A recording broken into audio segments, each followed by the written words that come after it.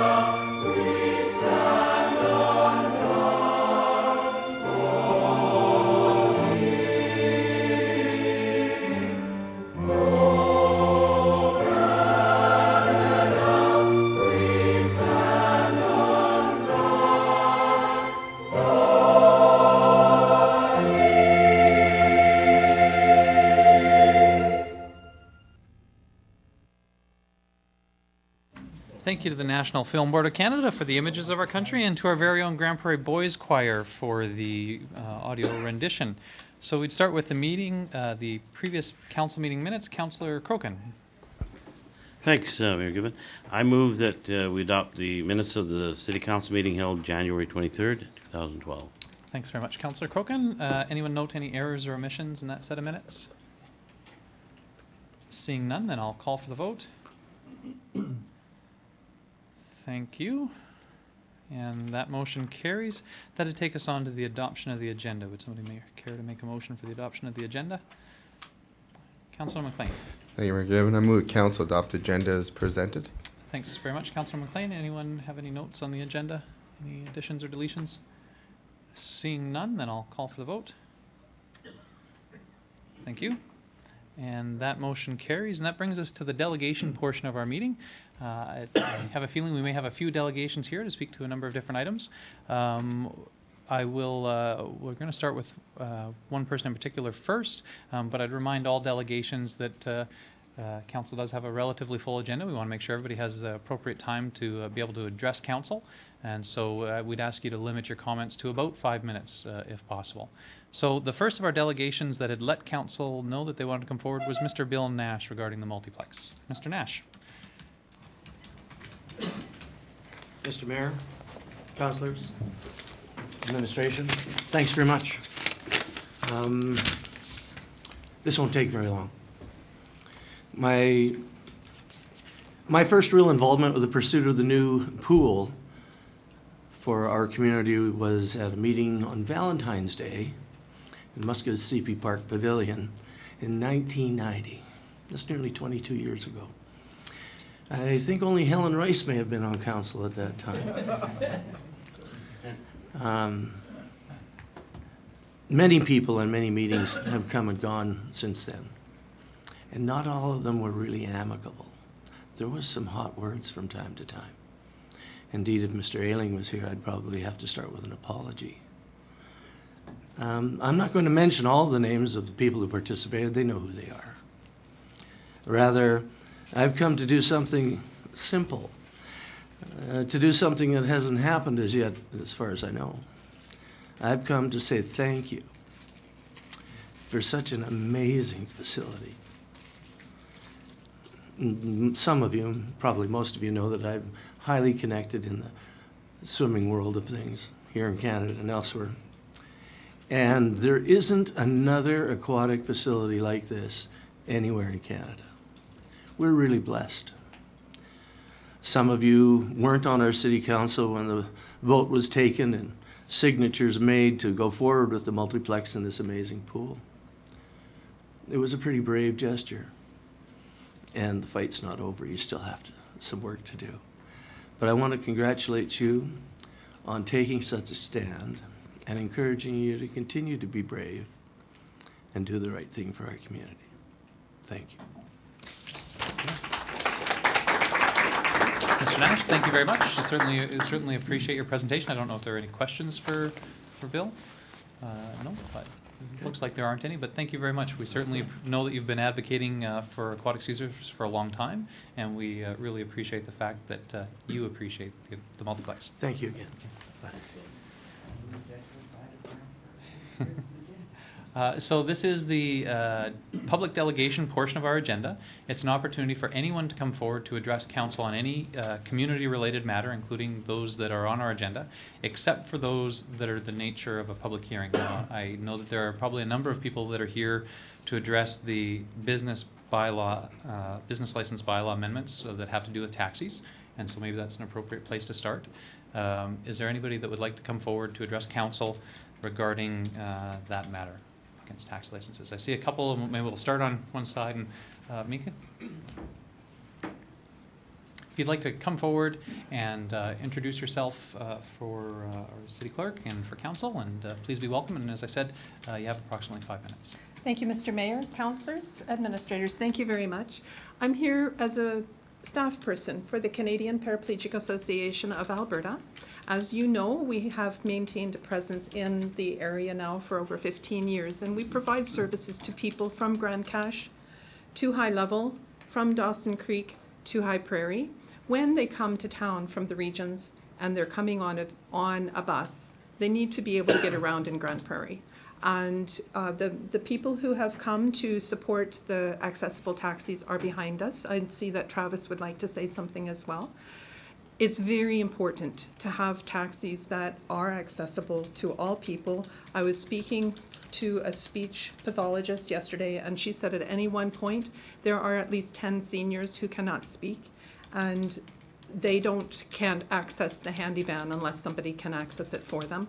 And so having access is not only about wheelchairs and walkers, it's about getting older, it's about having children in strollers, and it's about being able to communicate what your needs are.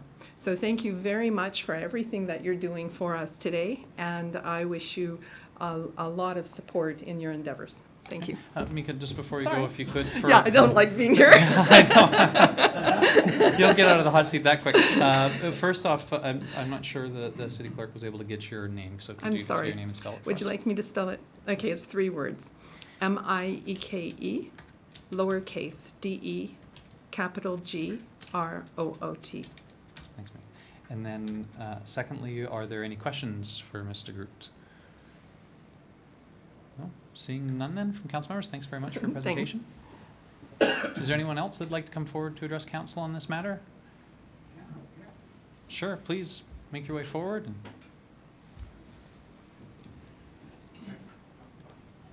Thank you.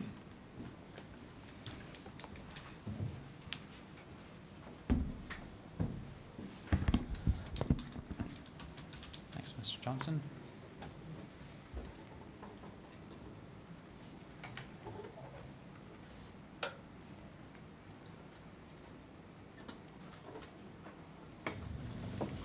Welcome. Hello, If you could introduce yourself for our city my clerk. name is Dennis Larson. I just want to speak to this idea of having a wheelchair accessible taxi. And like now at 9:30 is the latest you can get picked up by the handy van, and for a lot of people that is a bit early, you know. And when there's different functions going on, it would, I know like before when they had the taxi, yeah, I used it a couple times, you know, went to a dance and stuff and stayed out till midnight, you know. And it was very nice to have that option. And it's imperative to have that taxi for people that come to town that are here for a visit and they get off at the airport and they're stumped. No place to go, you know. So that's about all I got to say about it, and thank you for listening. Okay. Thank you very much for coming to speak to council. Is there any questions for the delegation? Seeing none, thank you very much. Okay, thank you.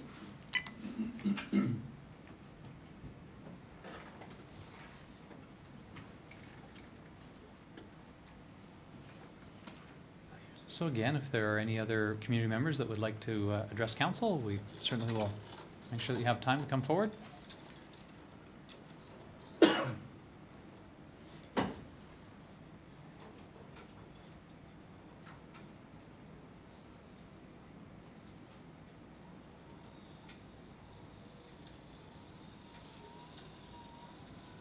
Mr. McNally? Mayor Gibbons. My name is Travis McNally, and I've been raised in Grand Prairie a few years ago, basically where half my life I lived up here, walking around, going to rodeos, going to dances, doing all sorts of things that everybody did up in this community. And at a young age, became a quadriplegic. And the question come, where did I want to live when I was in rehab? And at that time, wasn't quite sure, and then realized it was a 2-year waiting list in Edmonton for a group home, and decided, well, home is where I wanted to come. Home is where I had a lot of friends, where I grew up. Home was what I was familiar at a time where a bad situation happened. And at that time, within 2 years, so that'd be about 23 years ago, we had the handy bus running. And I was living in town, and that was my only means of transportation at the time to get around. And it enabled me to get used to getting around in the society. And so having that at that time was something that was great for our city, something I could tell people about, that how do you get around. So it's sort of, reflected on our community. I look 24 years later, and how far have we come? We've come a great deal with the handy bus. We've come a great deal with transit. Now, when it comes to taxi service in any other city that I've been in, some smaller than Grand Prairie, there's never been a problem with having an accessible taxi. It's something I think that reflects badly on our city when we have people coming in from airplanes, people from surrounding communities that want to come in and spend time for their families. You got to remember, people that have wheelchairs such as mine and don't have the necessary money to have their own vehicle do not have a choice to come into town. There are no other options, excuse me. And I guess that's what I would like council to focus on, are what are the options that people like myself have for getting around in Grand Prairie. How would you like to tell people, like if you come to Grand Prairie, you can come over and visit, but I'm sorry, you have to leave at 9:30 because in Grand Prairie we only have transportation for people with like myself till 9:30. So I look at it as a very simple decision, but you guys have different ways of looking at different things, and I understand that. So I'm just bringing you what it is for somebody. I'm lucky enough that I have a van, and I use it for other people when I can, but it's something I can't do all the time because that van's going to have to last me forever. I won't be able to get another one. So basically that's what I wanted to come and tell people, that we need more options for people such as myself, and the handy bus and the transit are great, but it's not enough. Okay. Thanks very much, Travis. Anyone with any questions for Mr. McNally? So, Councillor Rice? Travis, under the bylaw amendment that's proposed to be going forth this evening, council has waived the taxi license fee for anyone who provides an accessible taxi. Would you think that's a very positive step forward? To waive the fee, could you repeat that? The bylaw waives the fee for the taxi license fee for accessible taxis. Sorry, excuse me, Councillor Rice. I think the bylaw waives the inspection, the vehicle inspection fee? Okay. So we're talking about $100 per year. But they do, it's moving forward to start to provide some advantages to having and providing an accessible taxi. No. I believe the taxi cab companies had a very good opportunity when funding was, I believe, provided through the city funding. I believe they had an opportunity to grab and take and advertised throughout the disabled community. I believe would have done much more business. So I believe the opportunity was there, and so do I believe $100 waiving fee would, no, absolutely not. Okay, thanks. Thanks very much. Any further questions for the delegation? Seeing none, then thanks very much, Mr. McNally, for your presentation.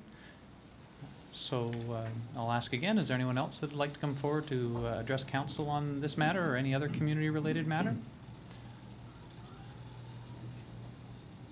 Is there anyone else that'd like to come forward to address council? Right now, we're talking about the amendments to the business license bylaw as it relates to taxi cabs. Is there anyone else that would like to come forward? Sure, I see another gentleman that would like to come forward. Please come on up to the presenters table and introduce yourself for our recording secretary, and as with the other delegations. We have approximately 5 minutes, if you could. Yeah, good evening, Mayor Given and councillors and all administrations. My name is Ahmed Ibrahim, A-H-M-E-D, last name Hussein, H-U-S-S-E-I-N. I am representing Dial a Cab. Yeah, I would like to make some comments about first the capping of the taxi and the problem that in taxi business the core value of a taxi business is based on two items.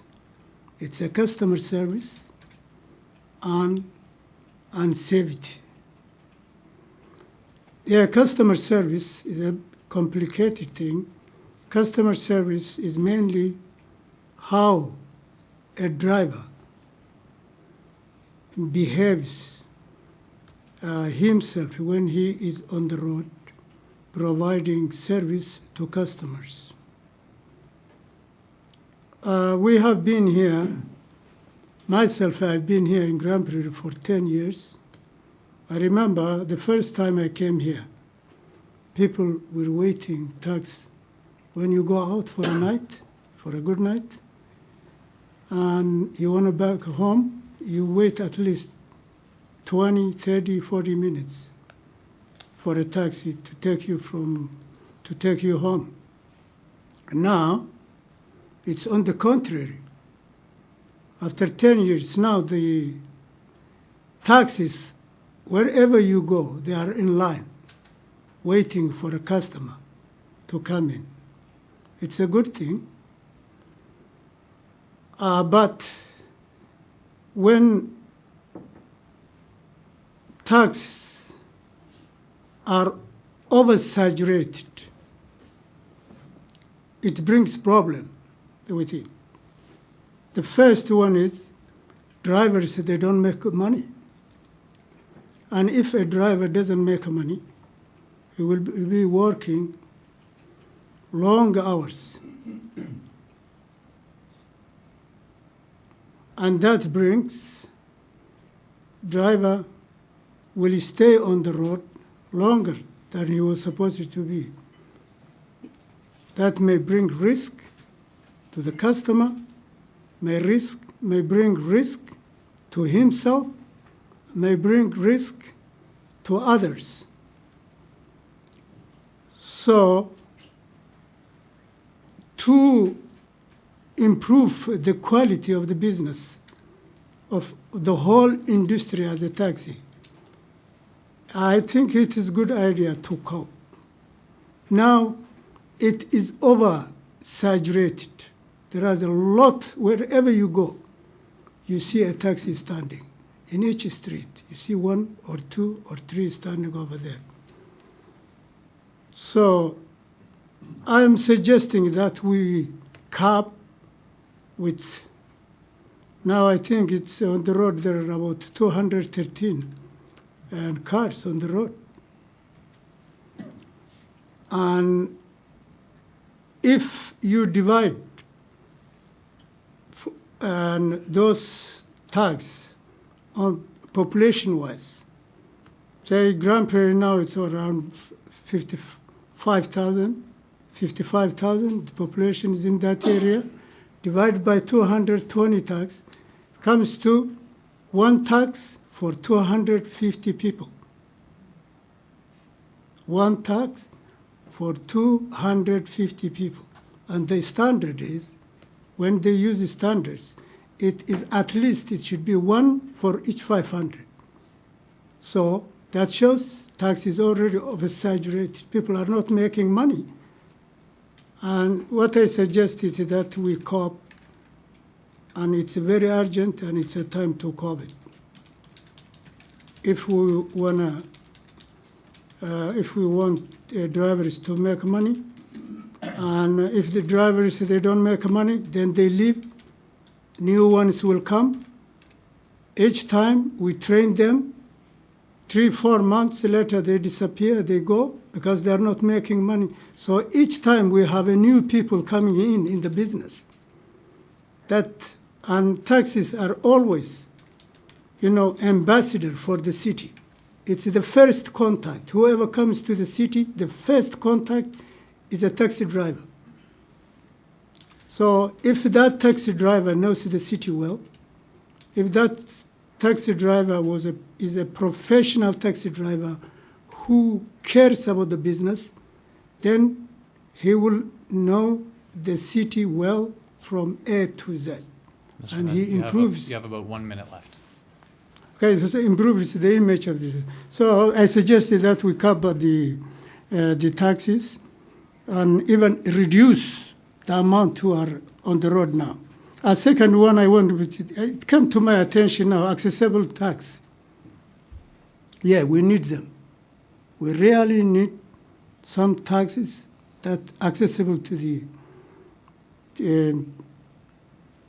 handicapped people. So what I suggest is that every company to have at least one accessible tax. Another one I will talk to you about is the number of, cars. Each broker can have it. It says 7 cars. 7 cars, a minimum of 7 cars, a broker should start with a company. Yeah, I think that's a good idea. At least every company should have at least 7 cars, at least. Because less than 7 cars, they cannot even pay the dispatch. Thank you. Okay, thanks very much, Mr. Hussain. Any questions for the delegation? Councillor Radburn? Thank you, Mayor Given. Mr. Hussein, welcome, and thank you for coming and speaking this evening. Do you have a taxi that accommodates those who have accessibility issues presently? No, I don't have it at present. So can I ask why? Yeah, it's because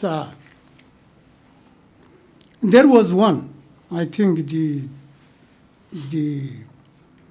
even the city also participated in Yellow Cab.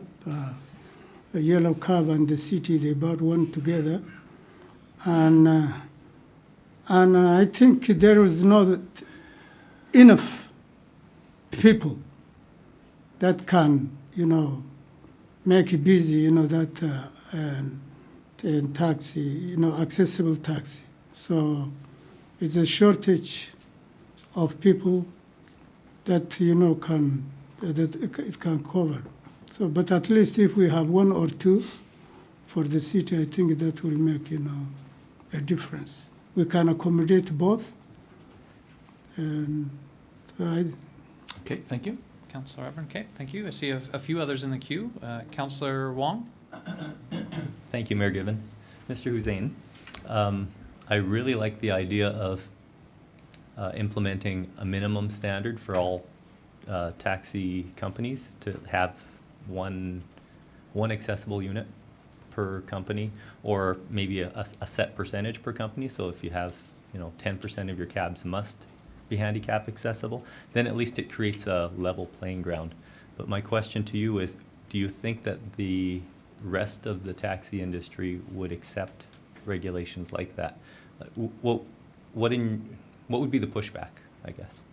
yeah, I think, yeah, we as we're a business people, and as every other business, we look where profit is. But we should have a human side of it too. We have to give it back something, to the community back.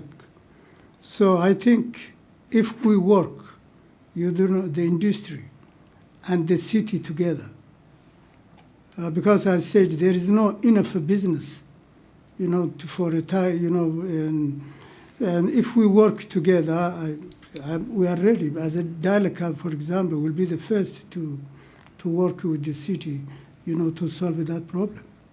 And they are not that expensive now because you can buy a used one, but if we work together, I think it's something that can be solved. And Okay.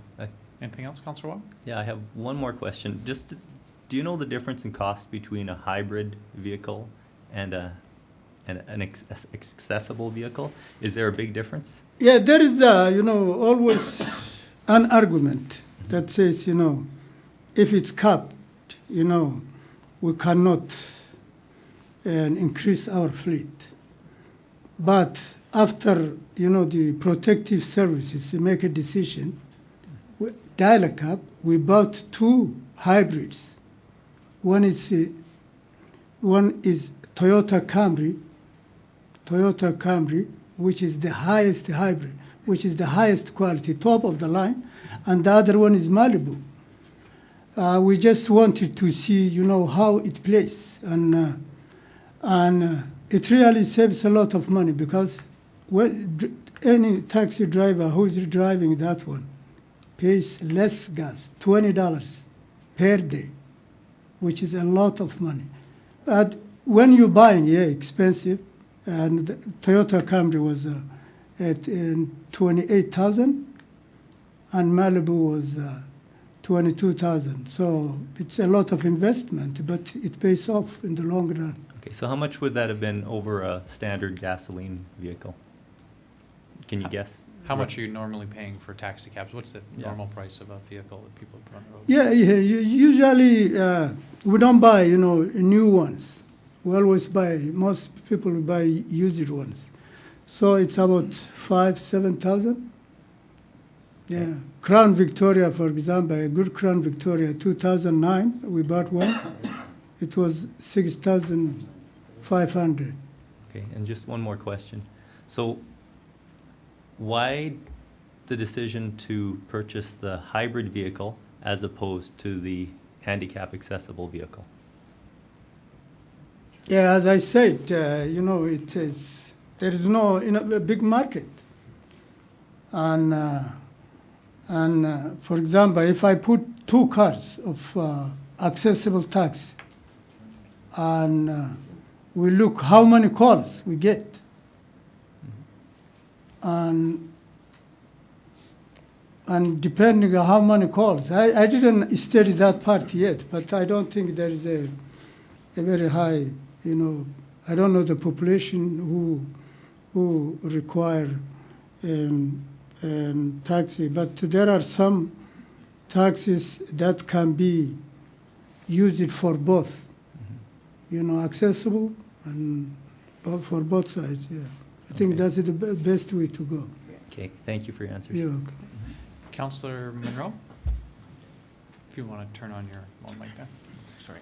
Thanks, Mayor Given. I think Councillor Wong captured most of my questions. The only question I would have is how many vehicles make up your fleets currently? Yeah, our fleet is 33. 33? Yeah. Okay. And you'd indicated, just so I think I heard you right, that you indicated that under the new bylaws, you'd like to see something that every taxi cab company has at least one accessible vehicle in their fleet. Is that correct? Yeah. Okay. Thank you very much. Okay, thanks, Councillor Monroe. Councillor McLean? Thank you, Mayor Given. Mr. Hussein, a question I have is on the cap, and you're in favor of it. I was kind of back and forth because I found it a very loose cap at 180 cabs in the city, where the city of Red Deer has 85. So it's a lot tighter. But I think they were trying to be very open and accommodating to the taxi industry. And I thought by having a tighter cap, and if we had a cap moving in a direction we could change it, that possibly could get better accessible cabs and environmental friendly cabs, because the companies would say, hey, I want to be on top of that, and I'm going to get one of them cabs because that give me extra in my fleet. And so I like what Sir, you're, I'm bringing the Councilor, question. Thank you, Mayor thank you. Given. I like what you said about ambassadors and first pickup, because it's first contact in the city. It's very important. And a few other councils said about private enterprise, but so far it hasn't worked in the open system for accessibility or environmental friendly cabs. So what on your cap, do you think the 180 or 200 is proper, or should be a little bit lower if a cap is passed? Yeah, I think it's a proper 220. Well, that's where we are standing now. And to reduce them, it's a lot of, you know, problems we'll tackle. So I think the best thing is just to limit it to that, what we have now, 220 or 213. And whoever wants to increase their fleet, as we did, let them go to the hybrid or accessibility tax. That way you can increase it. There is an open area, an open avenue that you can increase your fleet.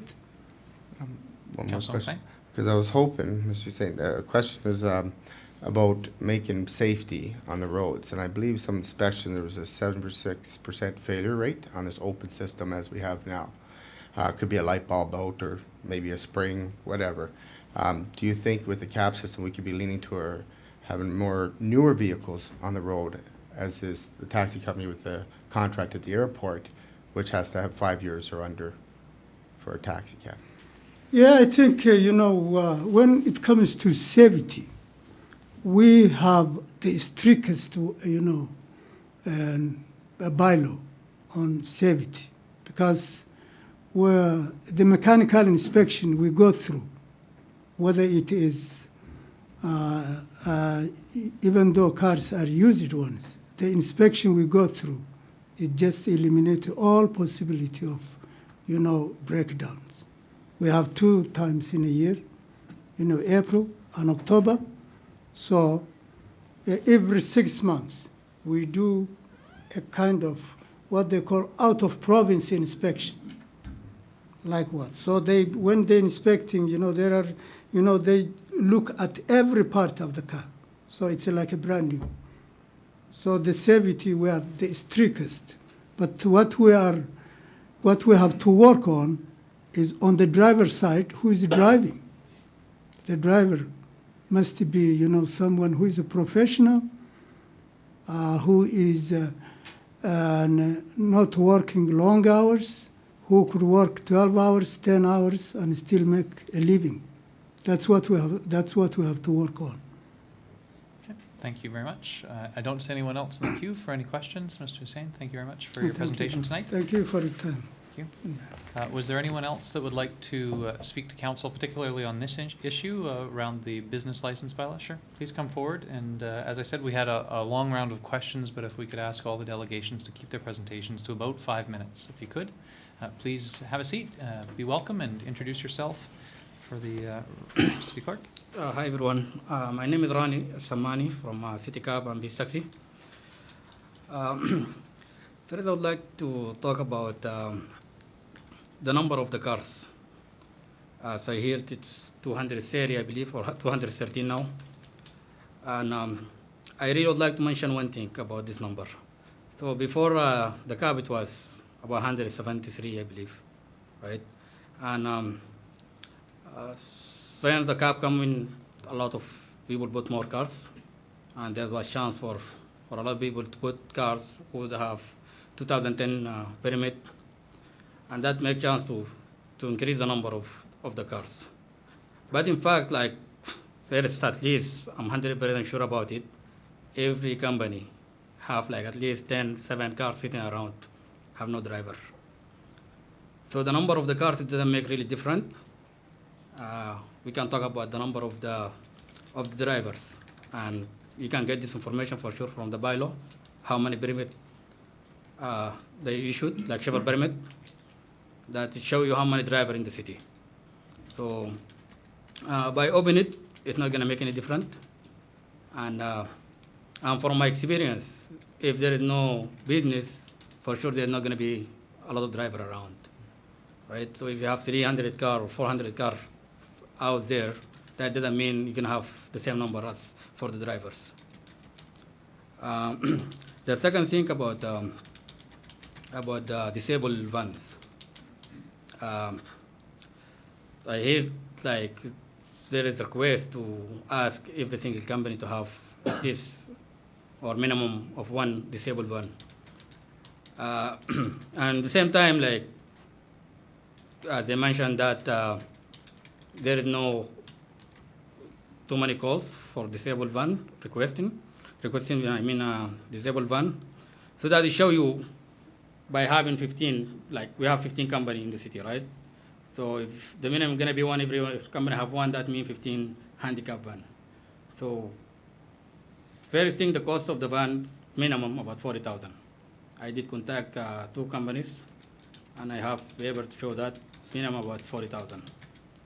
So by spending that money, and you're not gonna get more calls, it's gonna be hard to get the money back. The other way to get that money back by increasing the fees. And for us, like as our company City Cab, we do give like 20% discount for disabled, because we do understand their situation, and believe that fair, like to give them discount. So by doing this thing, that means we're gonna increase it, and they're not gonna be able to pay it. Or if even they pay, it's gonna be hard for them, right? So I don't believe that is a good idea to ask any company that to have minimum number of disabled van. Whoever can afford it can get it, and who doesn't, we don't have to push them and give them a hard time. Okay, thank you. Any questions for the delegation? Seeing none, then thank you very much for your presentation tonight. Thank you for Thanks. attending. Is there anyone else that would like to address council on this issue? Sure, I see Mr. Story. Dave, if you'd like to come up and join us.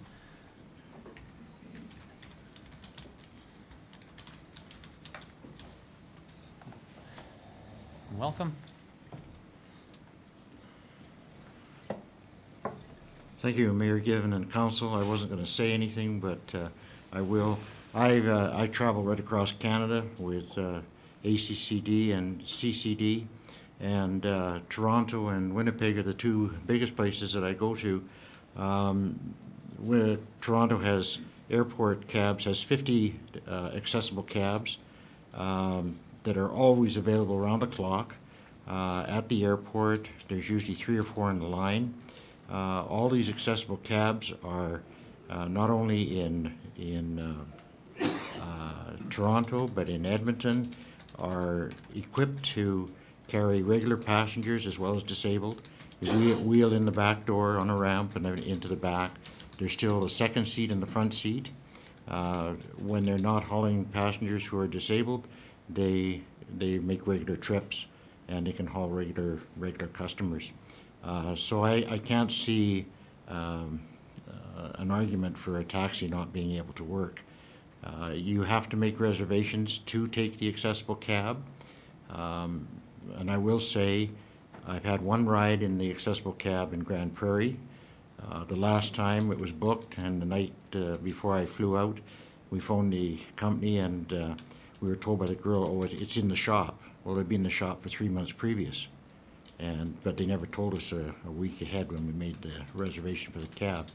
So we had to find another way to get to the airport.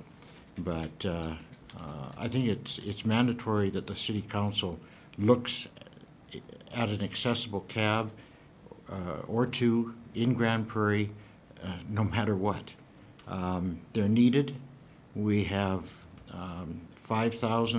approximately 5,000 people in the area, immediate area, who are disabled. And we have 50,000 people in the city, and I don't know how many out of the 50,000 in the city are disabled. There is a need for it. Unless you're a member of DTS, you're stuck in your house. And I know the council had their chance to ride on a wheelchair for a day, but be like myself or Travis or some of these other fellows that are in a wheelchair 24/7, then you'll understand what it's like to be in a wheelchair and you can't get out of your house if you're not a member of DTS. And but the taxi is a necessity, and they can be used for regular passengers as well as disabled individuals. As I said, there is you have to make reservations for a disabled taxi. When I fly to Edmonton, I have to have a cab reserved, and he's at the airport to pick me up. Toronto's a little bit different because they're in a line, and there's a line of about, as the gentleman said, there's taxis are lined up. There's about 50 to 75 taxis lined up at Toronto Airport. But in those taxis, there are 5 or 6 disabled, accessible cabs for people who are disabled. So the fellow who's at the kiosk there, he just gets on the radio and asks for a disabled cab or an accessible cab immediately, and he pulls out of the line and comes up to the front and picks you up. So, but it's not a very good thing for. It's not very good publicity for Grand Prairie not to have an accessible cab. I mean, with no accessible cab, not only does it reflect on the city, but it reflects on the airport business. People won't fly here if they need an accessible cab, and there is none. They won't fly here. So, but that's all I have to say. I wasn't going to say anything, but. Thanks very much, Mr. Story. I don't know if there are any questions for Dave. I see a couple in the queue, actually. Councillor McLean first. Thank you, Mayor Given. Dave, I got a few questions to throw at you before you go. Sure. Right now, it's a private system. It's an open system. Mm-hmm. And for what I'm getting, I got a couple questions. Has it worked so far for accessible cabs in the industry? What I heard was one cab, because people say, leave the private industry alone. Let them run and do their job. That's what we're hearing some people say. So is it working right now as it stands? With the open system and for let cabs, bring accessible cabs? Well, if there was more accessible cabs, it would work. But when you got a cab in the shop, it's been in the shop for 6 months. And the other thing is too, that if the cab that is accessible and is off the road and been in the shop, and the city helped pay for that to make it accessible, is the city just gonna blow that $16,000 to $20,000 away and say, oh, well, we learned our lesson? Or is the city gonna do something about it? It's taxpayers' money, it's not the city council's money. So, is it just gonna be forgotten about, or is that taxi gonna be made to be put on the road? And one more question, Dave, and then I think there's someone else in queue here. They're saying about 230 cabs, if there was a cap. There's no cap yet, but the open system, as we see, hasn't worked for accessible cabs. Now, City of Red Deer, which is bigger than City of Grand Prairie, is a cap of 85. How's that worked for accessible cabs? Would you know, or maybe we should find out, because really, we failed up here in City of Grand Prairie. But I'm just... I don't know, but I think if there was more accessible cabs that could carry regular passengers, able-bodied people as well, I think they'd be just as busy. Because you have to, like I said, you have to make a reservation to have the cab pick you up. So the rest of the time, you're taking regular, able-bodied passengers. Thanks, Dave. I see one more, Mr. Story, Councillor Rice. Dave, the current handicapped cab that's in the shop all the time, is it equipped to carry regular passengers too? It has a back seat, and it has the driver's seat and the passenger seat. I believe they're like a... I travel a fair bit with AUMA, and I sometimes quite often stay at a friend's in Edmonton that is in an integrated building, and I've never seen an accessible cab that was only for accessible. I've never seen one. They're both, it's not uncommon to get one of those. So have you ever seen one that is just for handicapped? No, I haven't. Okay, thank you. The cab that Yellow Cabs has, that is, has a back seat in it and a passenger seat in the front seat. So they can carry regular passengers as well as disabled. Thank you. Okay, thanks very much, Mr. Story. It doesn't look like there are any other questions. Thanks for being here and choosing to speak to council tonight. Is there anyone else that would like to speak on the matter of the business license bylaw? I'll ask one more time while folks are considering. I just will note, because I was asked to, that we received a few letters on this issue. There were 3 that were in support of accessibility and the cap as it was proposed, I guess, but it's certainly around accessible taxis. And there was one that council received that was concerned about the cap and wasn't in support. The one that was not in support was from Raphael Bowman. I think council members would have received that. We received one from the Disabled Transportation Society, one from Dale Williams, and one from Darren Hoy that was just given to us in hard copy, and the city clerk has a copy of that. So just so that everyone knows that council did receive all that correspondence. So we're still in the delegation portion of our agenda. Is there anyone who would like to speak to council on any other community-related matter? Is there anyone else that would like to speak to council on any other community-related matter? I see Mr. Greentree, and so Wade, if you'd like to come forward and join us. I think this is to address an item that's later on in our agenda. Is that correct? Sure. Thank you, Welcome. Mayor. Pardon me. Welcome. And Mr. Mayor, councillors, administration, my name is Wade Greentree.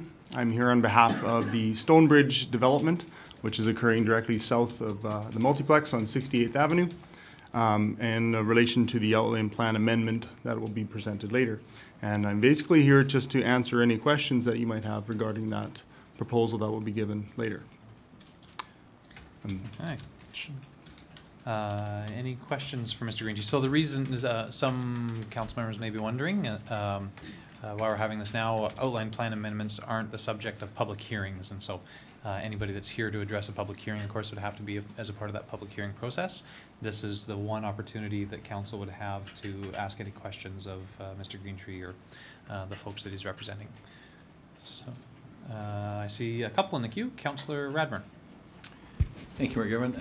Good evening, Wade. Can you just quickly, as I looked at that, it was a name change. Yep. And that is the amendment. So can you give us a little background as to why? The background to that is the name Stonebridge is actually a trademark name, and it's owned by Bulova Developments, which owns the Stonebridge Hotel. And we received correspondence from them that they would like us to not use the name Stonebridge on our subdivision. Okay, thank you. Councillor McLean? Thank you, Mayor Given. Wade, a couple questions, because I was looking at it and read through it. There's going to be a gated community, supposedly maybe in that area? Potentially, we'll have to see Potentially, what. maybe not. Okay, so we'll put a question mark there. A Nate campus site, is still going to be an education site there? Because I heard there was, then it was off the rails. Is it still off the rails? Or that's just an empty It's now field? into GPRC's hands, and the last I had spoken to Don Natchik was that they were open to various, they wanted to keep the land, they're open to various ideas, proposals from people. Okay, and another question I had too is, a very nice spot to have land to develop, and I think the city's looking forward to it. There's the Camphor Hall Road, and I believe it's going to be maintained, because, well, you're going to divert it on the highway, and maybe correct me if I'm wrong, but then there's going to be a 64th Ave coming to it, another one. Is there going to be lights, or how are you looking at if that develops for safety and everything on that Hall Road for log trucks?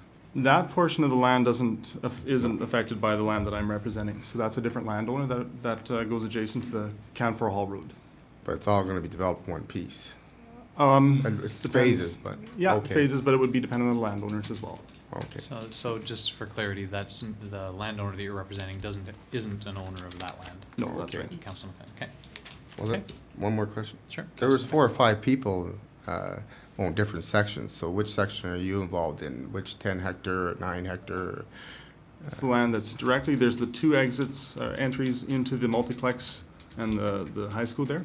So basically land directly across the road, there's the Grand Banks portion to the east, Okay. that's Prudential Lands. We're kind of the bulk of the middle section that goes through there. And there's, oh, you have a map there. There's then that tower in the middle that kind of we're all around that. So it's No, kind of the just- center of the, There's 4 or 5 involved yeah, there, so. that's right, there's a lot of thank you. people there. Yeah, no problem. Okay, thanks for clearing that up. And Councillor Rice?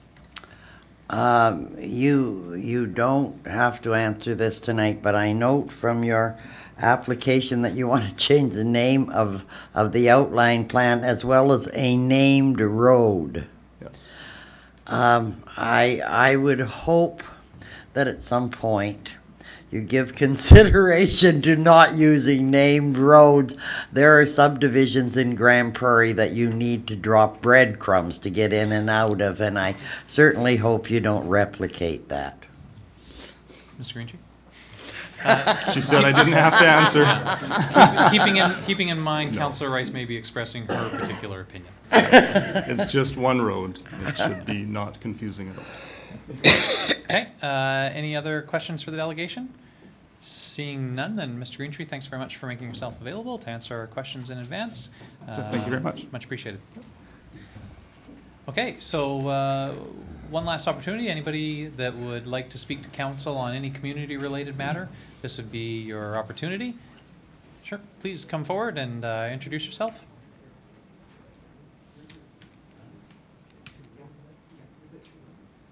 Okay, I think we're maybe just clearing up public hearing versus delegation, sure. So any matter that isn't the subject of a public hearing, you'll certainly make sure that everybody has their opportunity when it comes to the public hearings. And it looks like there's nobody else that's going to be coming forward to address council as a delegation. We certainly appreciate when we do have guests at our council meetings. They're always open, but they're not necessarily always full, so we appreciate when we do have people here. So we'll move from the delegation portion of our agenda into public hearings, and we'll start with item 6.1, bylaw C-1100-178, bylaw C-1100-1066-05, and OP-03-01B, O'Brien Lake Outline Plan Amendment. And if we could, I'll call the meeting, the public hearing to order. I would ask for a brief introduction from administration. Sorry, I got myself tongue-tied there. Mr. Johnson. Thank you, Mayor Given. An application to amend the Southwest Area Structure Plan. The O'Brien Lake Outline Plan and the Land Use Bylaw has been submitted by Focus Corporation on behalf of the owners of the subject property.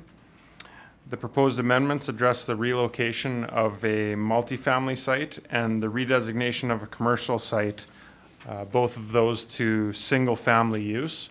The subject properties are shown here on the map. Both of the pieces are highlighted in black. This is in the O'Brien Lake neighborhood. There is a map error here. This blue water body is labeled Slough, but that is in fact O'Brien Lake. We have Highway 40, 108th Street, Wapiti Road on the east, and 68th up here, just to orientate yourself. And below the subject property, immediately to the south, is the Dunvegan Gardens, as well as a couple other commercial/industrial uses. Advertising was completed in accordance with the Act, and at the time of writing the report, there was one letter received. It's attached to your report. Refer to that if you like. The properties include a 1.08 hectare commercial site that's right at the entrance to the neighborhood, as well as a almost 3 hectare multifamily site over in the southwest corner. The proposal again is to redesignate these properties from their existing designation of commercial and multifamily to single family. The zoning that would apply to both of the properties is RL, which is low density residential. The proposed lotting reconfigurations work quite well. The CL site, as you come in, is one big, sort of rectangular shaped piece, and that lends itself quite well to a cul-de-sac. The multifamily site, again, was 2 rectangular sites totaling almost 3 hectares. Those, again, lend themselves quite well to a single-family lotting reconfiguration without introducing any undesirable scenarios in terms of transit provisions, snow clearing, pedestrian connectivity, etc. There are no site servicing capacity issues with respect to water or sanitary. The multifamily site is proposed to be relocated, so it is currently right here. The idea is to move it up over into an area which would be the south. This is still in the southwest area structure plan. This will be the subject of a future outline plan area, so when that outline plan comes in, then they would have to conform with this ASP or propose to amend it. So, from a net gain perspective, we're keeping the same amount of multifamily in this area. The commercial, however, is not proposed to be relocated. It is simply an elimination of the commercial site. And just looking at that area of the city, the southwest quadrant, if you will, there are a number of existing and future commercial sites located along Highway 40, Wapiti Road, 68th Avenue, and they offer a wide range of services serving the O'Brien neighborhood as well as adjacent neighborhoods. The Stonebridge outline plan across the highway does have a fair amount of commercial in it as well. So we just like to look and see what there is in terms of commercial services before supporting that. So having said that, administration recommends that council give these bylaws second and third reading and amend the Cobblestone East outline plan by resolution. Thanks very much, Mr. Johnson. I think though we're on Southwest Area Structure Plan in O'Brien Lake. Not sorry, I heard Cobblestone at the end of that. Yes, sorry, that's my mistake. No problem. Okay, thank you. Option for council members, questions for administration. I see Councillor Monroe. Thanks, Mayor Gibbon. Just a couple of questions. That entranceway, are we planning on putting lights at that intersection? I understand it can be quite a busy intersection. Mr. Johnson? That's a very good question. I don't actually know the answer. I expect it would be the typical approach of leaving it as an unsignalized intersection until the traffic warrants lights being placed there, and then when that, when the warrants trigger it, then it'll happen. But currently, I don't think there are any plans to do that anytime soon. Okay, so nothing as of yet, okay. And the cul-de-sacs that were there, do they not give us a certain amount of grief with snow removal, or?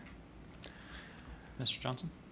Yeah, they're not ideal for snow removal for sure, but they are, depending on the depth and the size of the bulb at the end, they are manageable. We definitely look to minimize them wherever possible, but in some situations they are a good design element that, you know, we shouldn't rule out entirely. Thank you. Okay. Councillor Rice? This cul-de-sac, the picture that was showing, if it almost looks like an abbreviated cul-de-sac, like it's not very deep. Is that, am I reading that wrong? Mr. Is Johnson? that, on the commercial, if we could bring it up on the screen here, are we talking about the commercial site here? Yeah. This one here? Yeah, it's not a very deep cul-de-sac, but it's, we do have examples of this elsewhere in the city, and they don't seem to pose any particular problems. And how wide would the lots be? I guess what I'm thinking is on-street parking, which tends to, you know, we sometimes tend to think people who live in cul-de-sac have no friends. So, are the lots wide enough to accommodate on-street parking? I don't know if they would be wide enough to accommodate on-street parking. Realistically, I think that by the time those lots narrow down toward the sidewalk, you're probably looking at a driveway kind of the whole way around in the cul-de-sac. In this particular case, there would be the side yards of the two lots before you actually get into the cul-de-sac, where there would be parking available, on-street parking available outside of the cul-de-sac. As well, the lots do seem a little deeper. The pie-shaped lots seem a little deeper, so by the time you have the garage and the longer driveway, it can accommodate quite a few vehicles. Okay. Okay, thanks, Councillor Rice. Councillor McLean? Thank you, Mayor Given. Joe, question I have, and Helen and I live in a cul-de-sac, and I do have a couple friends, and there could be a setback of the house, because I did it on my home where it might permit, I don't know if the developer allow that since he's asking for this change, where the house is on those three lots and the other four and the other cul-de-sac, where the house could maybe be brought further back and bring more parking onto the owner's property. Could that be the case? Mr. Johnson? Yes, there's certainly some potential there. I could potentially let the applicant speak to that if they so desire. Okay, thanks very much. Okay, so that was an opportunity for questions from administration. We'll move on to the presentation submission portion of the public hearing, and would ask for anyone that would wish to speak in favor of the proposed amendments to come forward and introduce yourselves and make yourselves welcome at the presenters table. Thank you, Mayor Given, Council, Administration. I'm Scott Rossler with Focus Corporation, here representing on behalf of the landowner and developer of the O'Brien Lake property. For the most part, I'll give you, heard a few questions, so I'll try to briefly cover those. As far as parking goes in cul-de-sacs and snow removal, we do try to avoid them. From a planning perspective, it's become fairly apparent within our industry that administration and council of the city of Grand Prairie try to avoid them at all costs. So we have incorporated a couple in this situation, but we don't feel there'll be an issue as far as parking or snow removal. The parking within these lots, that they're going to be, it's in the O'Brien Lake subdivision. Typically, this developer has quite fairly large lots, so we're talking probably minimum, I would say, of 46-foot lots. It's actually lotted out already, so unless something changes in the next month here, we will be applying with the City of Grand Prairie for subdivision and whatnot very shortly, and the lot sizes will be in accordance with the remainder of O'Brien Lake. As far as access goes, I heard Councillor McLean ask regarding, or Councillor Monroe actually asking regarding access, and at this point there's no plans for signals at that intersection. However, in the phase which will encompass this amendment, it does connect the south side of O'Brien Lake with the north side of O'Brien Lake. So there's actually there will be an alternative there should you desire to go through a traffic signal rather than come out on Highway 40. So that's, I mean, I don't know that I haven't heard of any concerns as far as access on that, in that location at this time. But that is an alternative. So if there's any other further questions, I'd be glad to answer. Any questions for Mr. Rossler or Councillor Rice? You did the advertising in accordance with the requirements and also contacted all of the adjoining neighbors.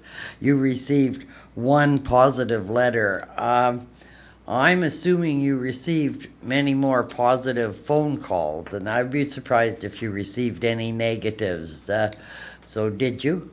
Actually, we don't receive much, so if I might defer that to Mr. Johnson if he received anything. But as far as I'm aware, generally we don't get a lot of feedback on the positive side. It's usually the negative that comes in the door. So, okay, thank you. Okay, thanks, Councillor Rice. Any further questions for Mr. Rossler? If council would indulge me, Scott, I have two kind of pointed questions that I'd like to ask. First, on the removal of the local commercial, what would be the distance that anybody in here in this neighborhood would have to go to buy milk if they ran out? I guess the concern that I'm getting to is that particularly on the south side of O'Brien Lake, if we're really building a neighborhood that is not at all walkable in terms of local amenities. So are there any other provisions that would sort of address that concern? Well, like Joe Johnson had stated there earlier, we kind of looked at the surrounding areas and whatnot, and this is very kind of similar to the Max site that's in Pinnacle Ridge. So that site was a long time being developed. It basically waited for the entire development to come on board. There is, and that typically that size of a commercial lot will service a fairly large area for that exact purpose. The jug of milk and pack of smokes type thing. So that's there. If there's anything as far as for the supermarkets and whatnot, I mean, you can there's substantial commercial down the street, as Mr. Johnson stated. Okay, and then the second question, I guess, is around the combined density residential that was there previously, and the new lot sizes that are being proposed in that area. How do they compare with the lots that are sort of next door? And so are there houses built on the lots that are previously approved? And if so, how do these new lots that are being proposed compare to the ones that are adjacent to the RM site you're talking? Yes. Okay. The current lot sizes actually are in the exact same range as the ones that are being proposed. As a matter of fact, to be fairly forward on it, most of the lots that are proposed are substantially larger. Sorry, I saw it because I'm looking at the map that was in our package, and yeah, you probably got the same one there, yeah. And they really appear, especially on the right side, immediately adjacent to the lake, they appear to be almost sort of half of the width. Yeah, that was the original planning document. So those lots were not subdivided at that size. At one point, this was shown as a rural estates type neighborhood. So what's actually there today is the 46 to 55 foot lots. Okay, so the lots to the east are actually the size of the ones that are being proposed in the plan here. Okay. Thanks very much. If there are no other questions for the delegation, Mr. Rossler, thanks very much for presenting to council. Much appreciated. Are there anyone else that would like to speak in favor of the proposed amendments? I'll ask one more time if there's anyone that would like to speak in favor. Seeing no one come forward, then I'd ask if there's anyone that would like to speak in opposition to the amendments as proposed. Is there anyone that would like to speak in opposition to the amendments as proposed? And seeing none, then I would give one last opportunity if council members felt that they had any other questions for administration. And seeing none, then I would close the public hearing and move to business arising from the public hearing. Councillor Rice. I would move second reading of bylaw C 1100178 to amend the land use bylaw. Thanks very much, Councillor Rice. So motion for second reading Any discussion or debate on second reading? Seeing none, then I'll call for the vote.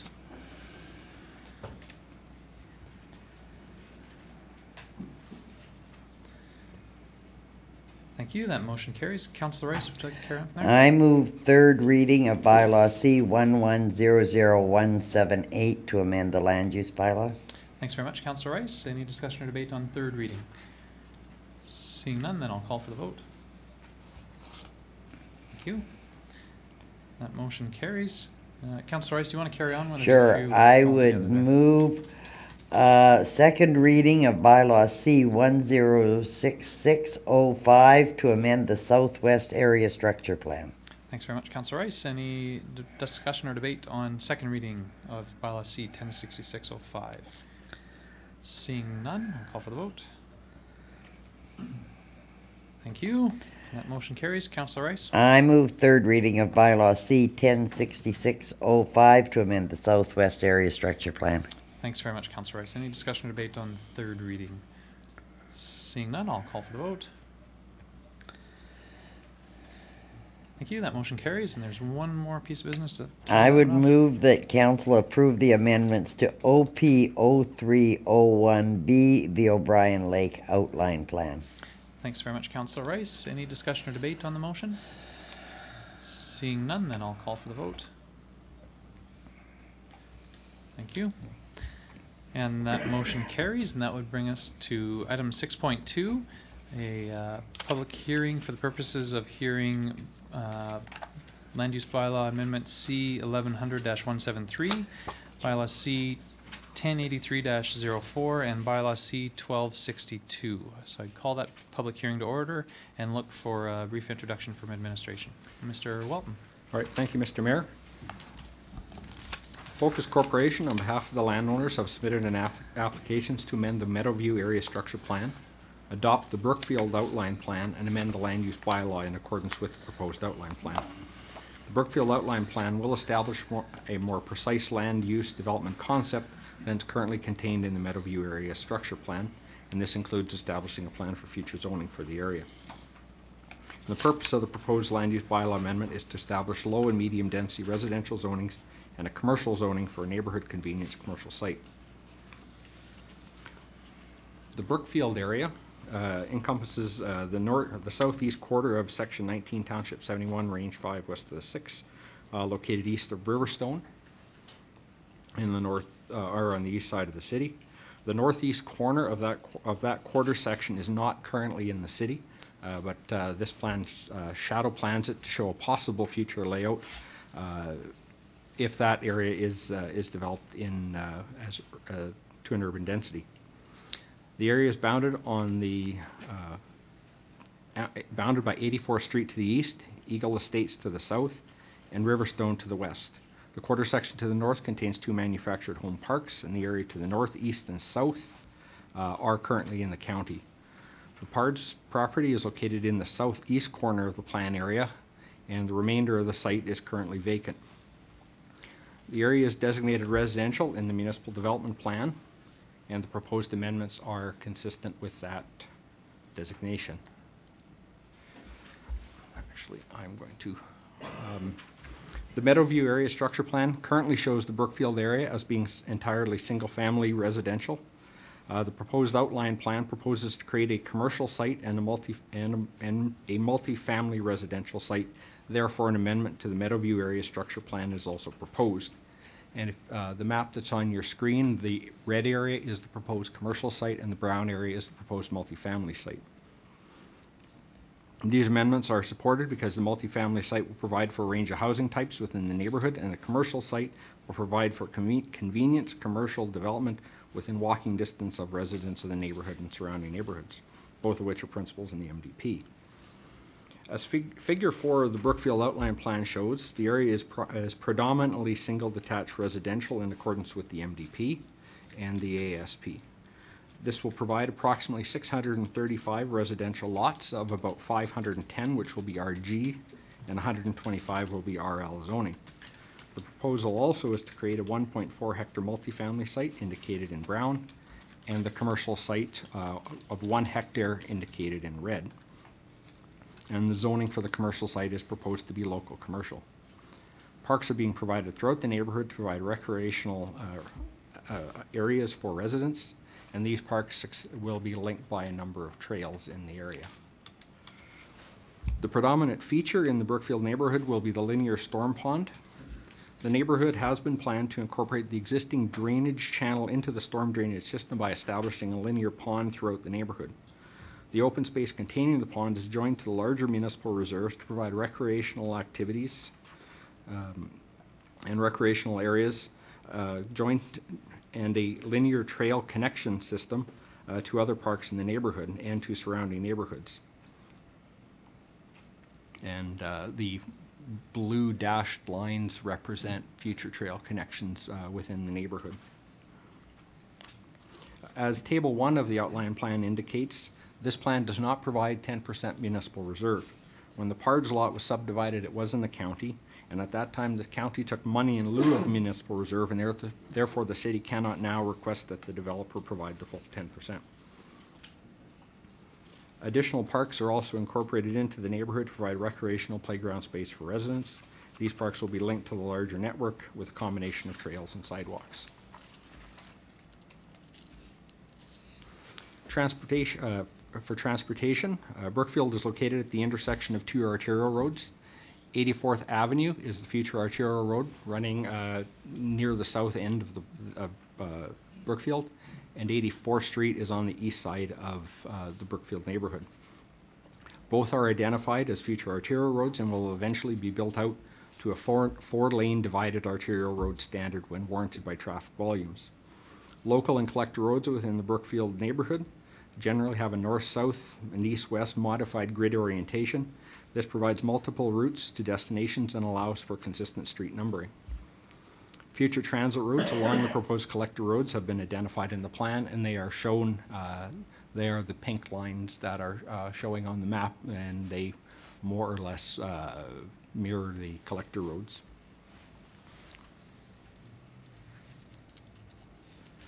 The proposed amendments to the land use bylaw would rezone the area from urban reserve to RG residential general, or general residential, RL low density residential, RM medium density residential, and CL local commercial. I indicated R or PS, but in fact there's no PS in this neighborhood.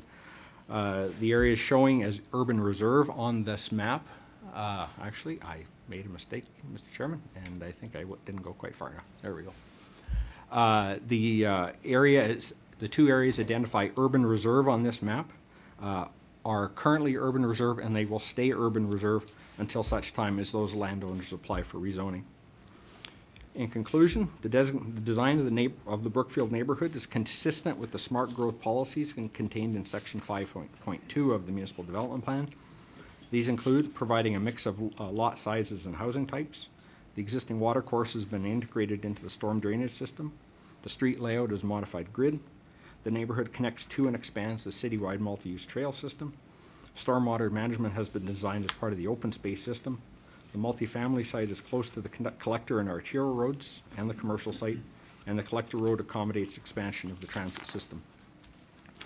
Notice of the public hearings were mailed to adjacent property owners. I did not receive any responses as a result of the advertising of the public hearing. Prior to this going to council for first reading, the applicant was required to hold an open house, which a number of people attended, and you have in your package the some comments, some generalized comments from the open house, and then two actual comment sheets that were filled out, and I can answer any questions that you have about those. Thank you, Mr. Mayor. Thanks very much, Mr. Walton. Councillor Rice? I note in your package that the two input forms that were filled out both address their desire to have a fence. Now, at what point would this fence be addressed? I don't think it's in the outline plan, but where would it be addressed?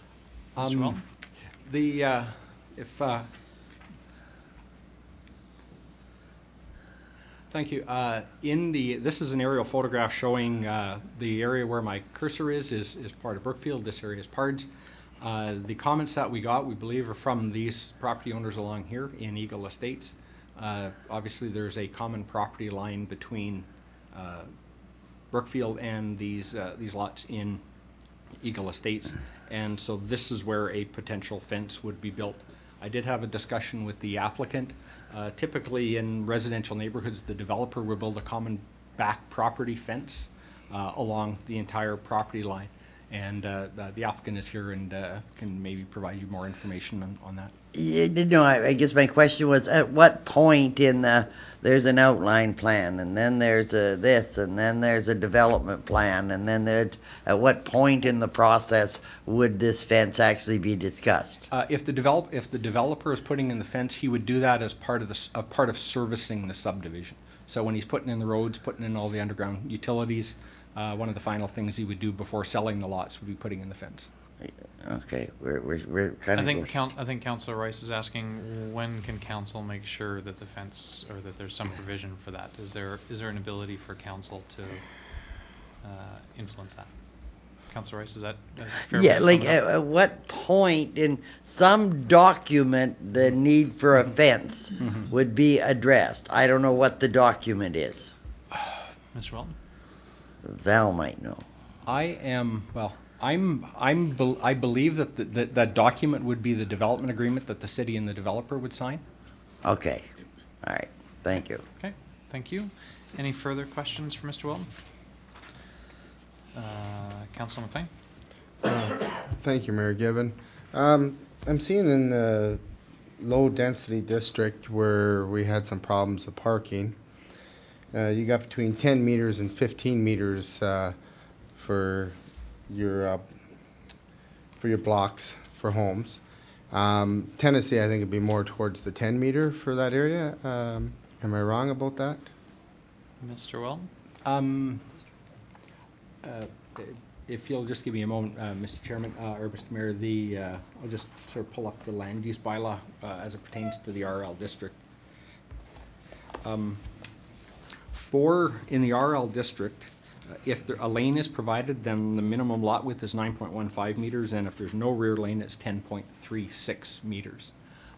One of the reasons why the land use bylaw and the MDP limits the number of RL lots within an outline plan, because the MDP does say that in any neighborhood, a maximum of 25% of the lots can be RL, and that was to address like an overproliferation of small lots, and to ensure that issues such as on-street parking were not, if it's an issue on narrow lots, that it isn't pervasive throughout an entire neighborhood.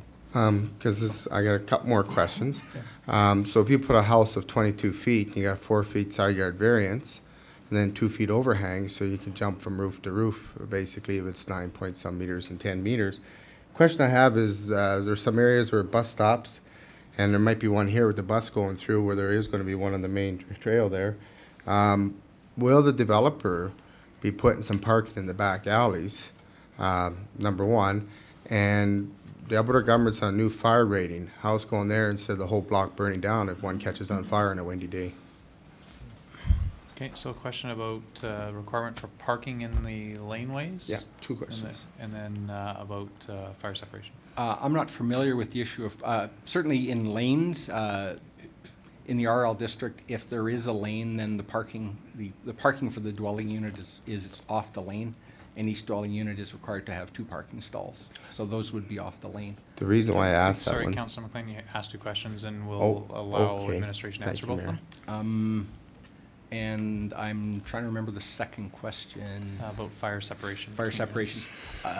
The fire separation is an issue for the building code, and I think that's an issue sort of separation between buildings, I think regardless of how It's a wide or narrow the lots are. provincial level issue Yeah. that the city of Grand Prairie doesn't have the exact kind of influence maybe that we do on other issues. Is that correct?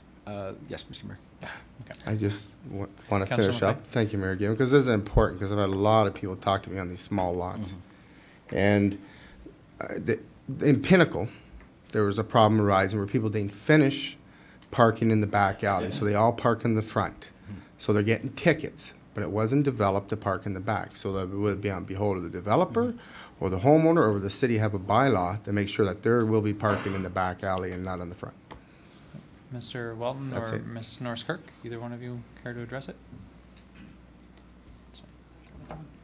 Thank you.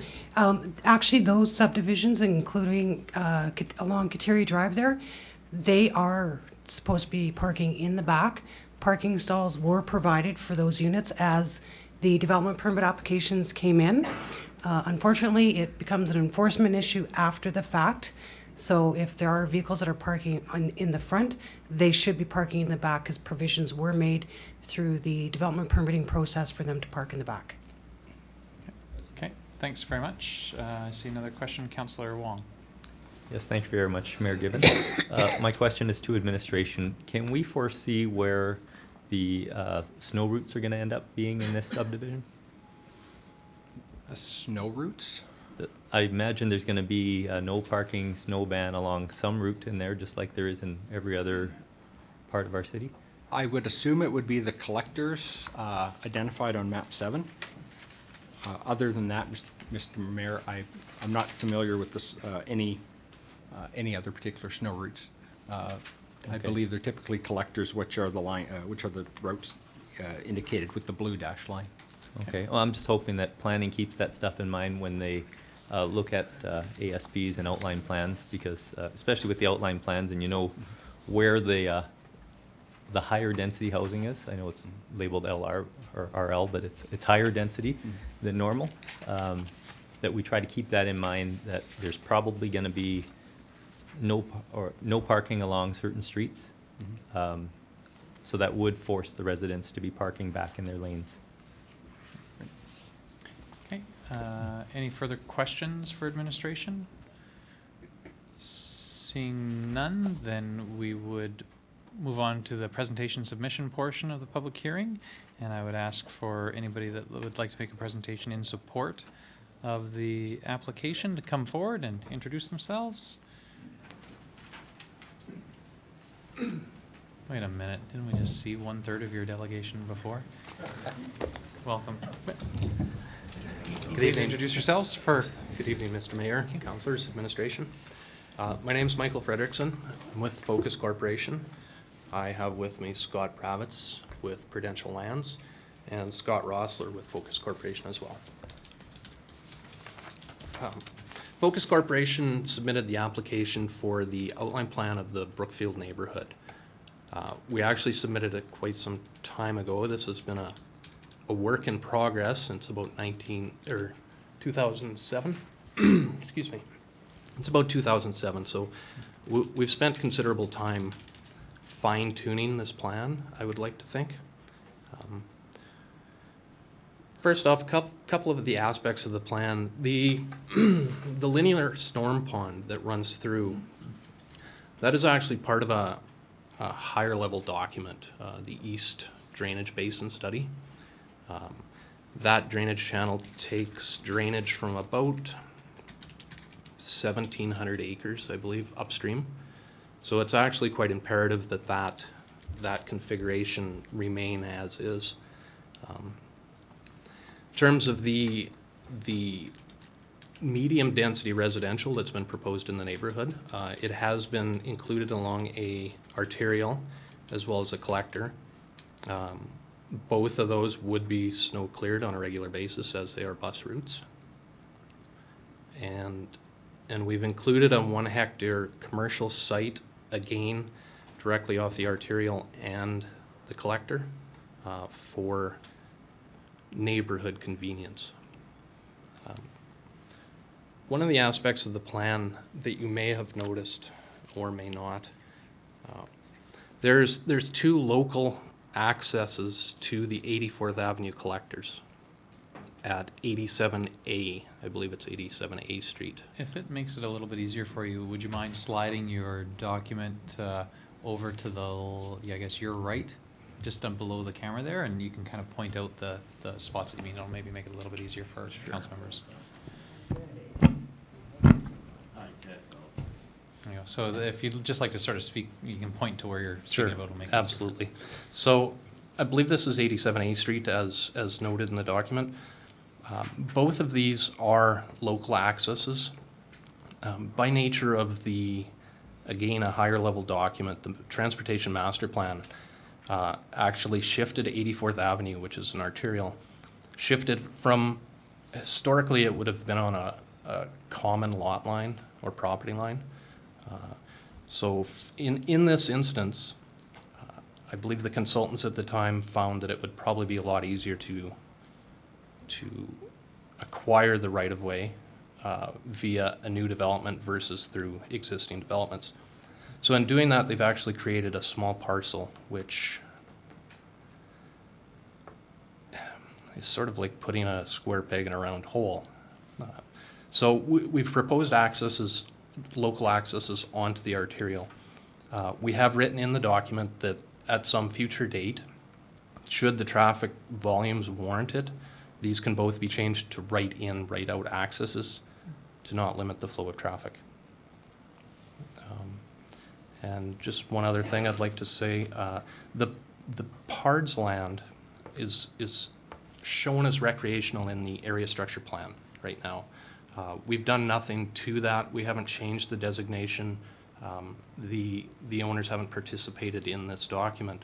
So we've left it exactly how it remains, or how it is today. There is no current zoning within the city of Grand Prairie for recreational, but this was part of the county earlier, so it falls under the county's IR zoning. Thank you for your time, and if you have any questions, I'd be happy to answer. Okay, thanks very much.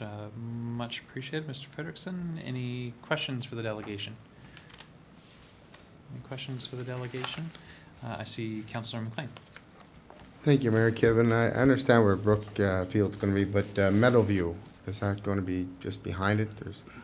Actually, Mr. Frederickson, sure. Thank you, Kevin. Actually, the Meadowview is the name of the area structure plan, which forms part of the larger document, which encompasses the Brookfield neighborhood, the Riverstone neighborhood, the Cobblestone neighborhood, and I believe it includes Sutherland's Quarter as well. Okay. So that's sort of the general name for the document, the ASP. Okay. Okay, thank you. Any further questions for the delegation? If you'd like to. Seeing none, Mr. Kravitz, do you have something to add? Yeah, thank you, Mayor Given, Council. Just to address Councilor Rice's question about the fencing there, whenever our lots back onto existing property, we do put a fence there. So there will be a fence there. And then to answer Councilor McLean's issue on the back alley parking, again, we do require that whoever builds on those lots does install a parking pad. So, and then again, it gets back to enforcement after that point. Okay, thanks very much. I see one more question, Councillor Crokin. Thanks for giving. Could you address that? I know the county has done that in other occasions where they take money in lieu and do not require, or they don't supply any recreational areas. How are you going to address that? I mean, I know it's gone. They've got the money and they're gone, but yeah. Mr. Frederickson? Thank you, Mr. Crokin. Honestly, I'm not sure I can address that. That, to me, seems like an issue between administrations or councils of the county and of the city. Certainly, if parcels of land are being subdivided in the county and money is being collected in lieu of MR, when the city takes that land in, I suspect there would have to be a policy worked out between the two municipalities. Just a supplementary. No, I do believe the money's taken and it's gone. So when will you be shovel ready? I'm excited about it. I think it's a great concept. Well, thank you, Councillor Crokin. Obviously, we're proceeding right now with the idea of hopefully starting development towards the end of this year, but obviously depending on market demand and. Oh, I'm sure the market demands there. I'm going to demand that the market's there. Yeah. Any further? Thank you very much. No, any that's further good. questions, Councillor McLean? Thank you, Mayor Given. I'm glad that Councillor Crokin brought this issue up. I believe it was Summerside, and the money was spent by the county, and the developer at the time came through with some more money for playgrounds. Is there some playgrounds in the Brookfield development here? It's for open green spaces, but maybe they overlooked it. Thank you, Mr. McLean. In accordance with the city's development process, the outline plan needed to be supported by a Parks Design Report. Within that Parks Design Report, there has been playgrounds identified throughout the neighborhood. And actually, if we can zoom back in on this map, I believe this park, this one, and now I may be going by memory here. I'm not sure if these two have park equipment as well, but certainly these three do. And actually, just further to that, I know we talked about land or cash in lieu, but that's simply for the parks portion. The remaining land within the Brookfield area has given up actually a little bit more than 10%. Okay, thank you very much. Councillor Rice. Yes, with the length of time we spent in the annexation negotiations, with the number of lawyers and planners and everybody else involved, I'm quite sure that any agreement we made would have taken these things into consideration. Would that be a reasonable assumption? Nicely done. I think it probably would. Always nice to end with a question mark. Thank you very much. It looks like there are no other questions for the delegation. Gentlemen, thanks very much for presenting and making yourself available to council. Certainly appreciate it. Thank you. Thank you. So I'd ask again if there's anyone else in favor of the amendments as proposed. Third time, if there's anyone else that's in favor of the amendments as proposed. Is there anyone that would like to speak in opposition to the amendments? Please come forward and introduce yourself and make yourself welcome at the table.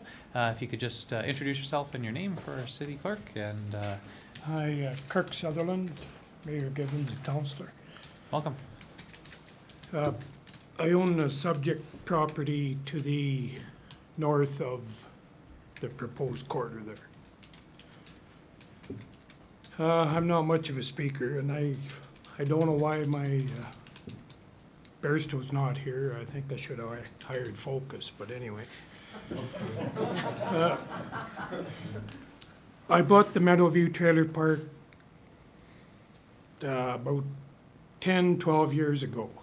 And I've been fighting, or not fighting, but I've been trying to get commitments to the wetland on the said corridor so I can develop around it and come up with a design.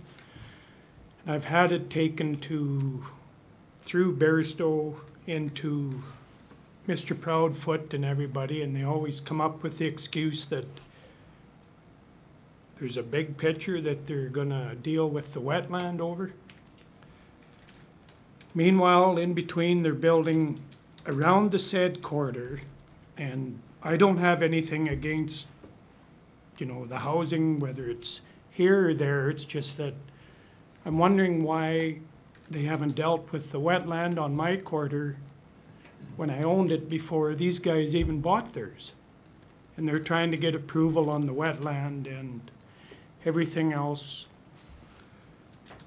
I went through and I put the water and sewer in the trailer park, and we come up with a road plan that I thought tied into the lands going east. And it's not even showing on their drawings. And I've never even heard of them guys, like nobody's ever asked me about the housing or anything else. And I see they managed to run the roads and the housing up to the quarter line, but they've never even asked me. And I don't know if that's how it's done or not. I don't know.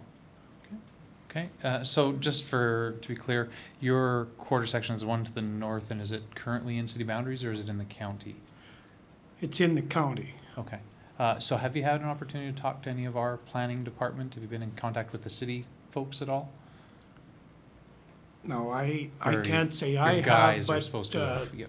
I know they have because they come back and I drew the plan on how I wanted to develop it. And then when I put the water and sewer in, it was all designed to go the middle of the roads, like the middle of the road that goes through the park and then one that goes south through Eagle Estates.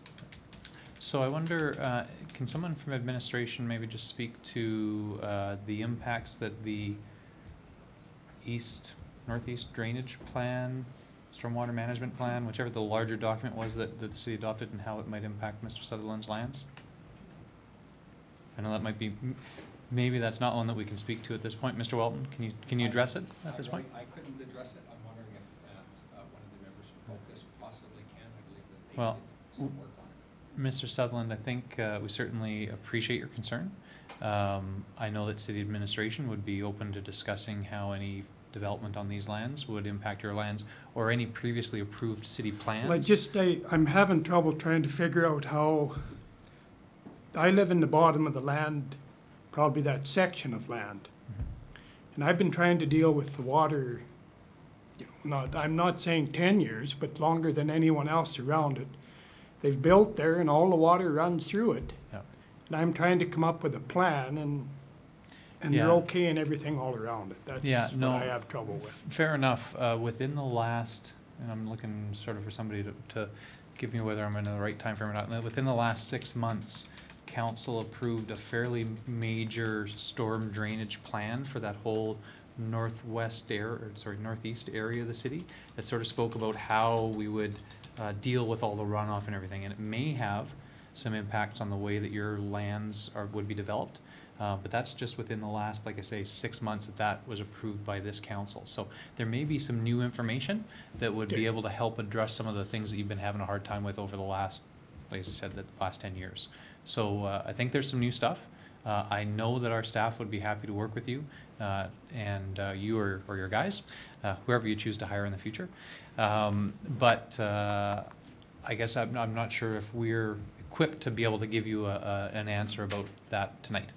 No, well, I just wanted to let you know that it hasn't been addressed anyway. There's still the problem over there, and Sure. Well, much I appreciated. also If want to you- let you know that they've never got a hold of me. I mean, I see the roads are running into my quarter, but Okay. I guess that's how it's done. I don't know. Well, and there's obviously some of the guys, that were working on behalf of the landowner that you can probably bend their ears on the way out tonight. I'm sure And they heard certainly, it. and I would encourage you to make contact with our city staff, grab somebody's card, and so that they can make sure they get a hold of you with some information about the other parts of it. Fair enough. Okay, thank you. Thank you. Okay. Is there anyone else that would like to speak in opposition to the proposed amendments? I'll call final time. Is there anyone else that would like to speak in opposition to the amendments as proposed? Seeing none, then I would close the public hearing and move on to business arising from the hearing. And we have a number of recommendations coming out of that. Anyone care to make a motion in that regard? Councillor Wong. Yes, thank you, Mayor Given. I move that council give bylaw C 1100-173 a bylaw to amend the land use bylaw, second reading. Thanks very much, Councillor Wong. Any discussion or debate on that motion? Councillor Radburn. Thank you, Mayor Given. Just a quick comment. I certainly will be supporting the motion. I just want to share that I'm pleased that the neighborhood was developed to be consistent with smart growth principles that we incorporated in our municipal development plan. And so it's good to see the influence of that plan on development. I think the summary, the conclusion part, Dan, in terms of the report, I really appreciated that summary. For me, it was extremely important in terms of gaining some knowledge of this development. So thank you. Thanks very much, Councillor Radburn. Any further discussion or debate on second reading? Seeing none, then I'll call for the vote. Thank you. And that motion carries with one opposed. Councillor Wong, would you like to carry on from there? I move third reading of bylaw C 1100-173. Thanks very much, Councillor Wong. Motion for third reading. Any discussion or debate on third reading? Seeing none, I'll call for the vote. Thank you. And that motion carries with one opposed. Councillor Wong?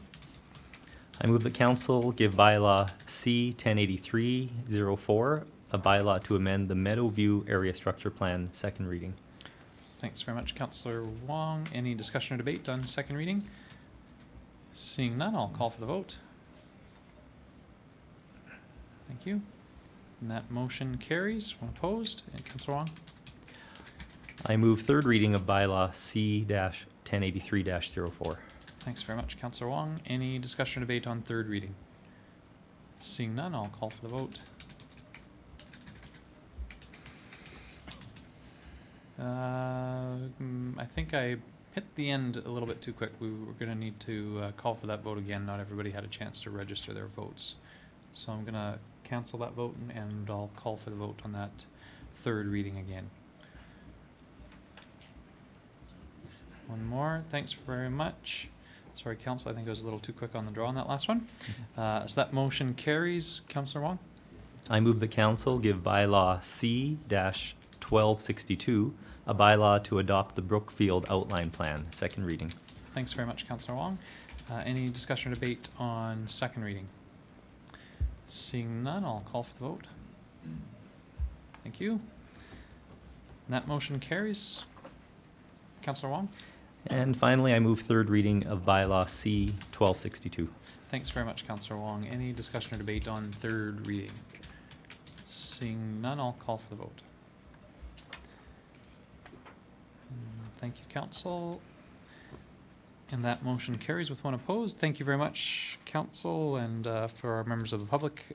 Each one of these changes affects a number of different layers of documents, and that's why we have to have about 3 or 4 different readings of different bylaw numbers, because each one impacts a document that lies above it. So we'll have to make sure that we cover each and every one of those.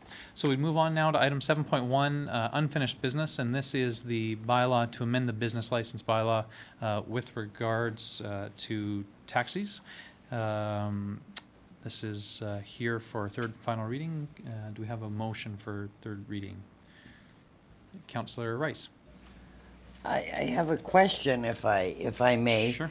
If we were to take a look at some of the requests to amend the bylaw that we heard this evening, would it be appropriate to table it back to administration or to pass it in this format? I guess I'm just not sure of the proper procedure. Sure. I suppose there's a couple different ways we could do it. If we could send it back to Public Works Committee and administration, or ask administration to bring information to a Public Works Committee meeting, or Protective Services, sorry, as appropriate. Thank you. Quit butting me Protective into Services. our committee.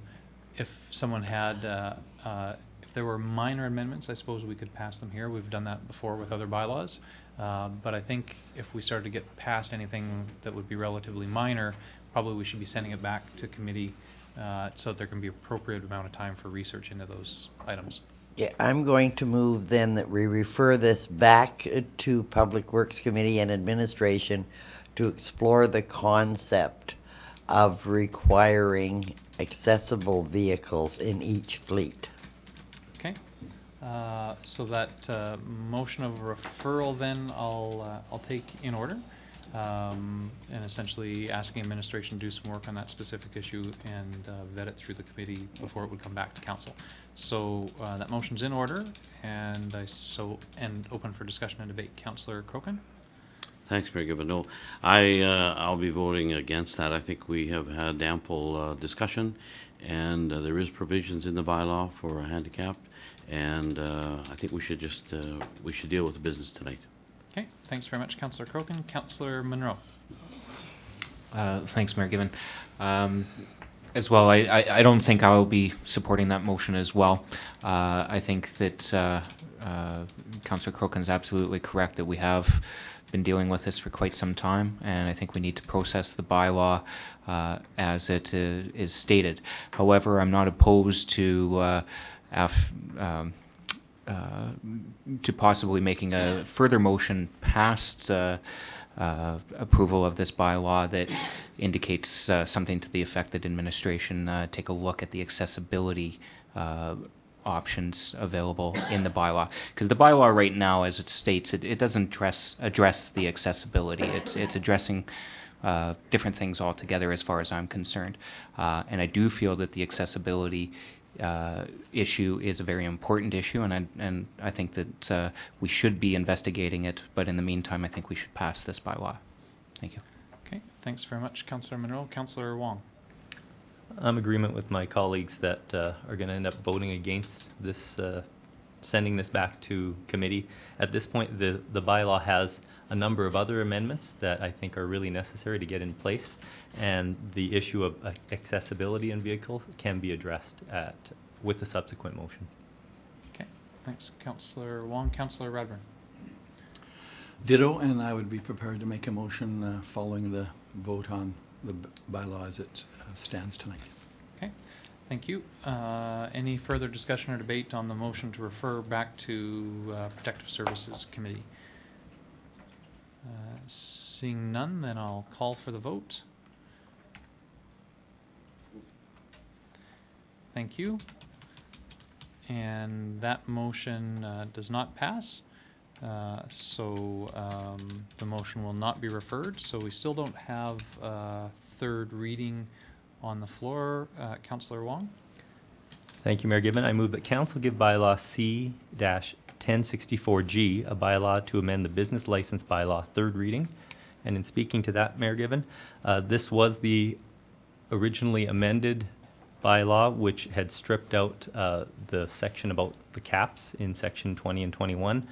I'd like to once again reinforce my support for the motion as it stands. I believe that the cap created a system that really wasn't fair to everyone in the industry, because those people that are newer to the industry were required to top up their vehicles, but they could only do it a couple of ways, either by buying a hybrid or an accessible vehicle, whereas some of the other competitors that are well rooted in the community wouldn't really have to do anything if they didn't want to.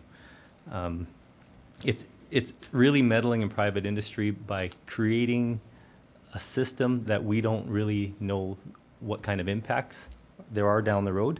As we've already heard from one of the cab owners, taxi company owners, they're already looking at buying hybrids as opposed to accessible vehicles, strictly because of cost.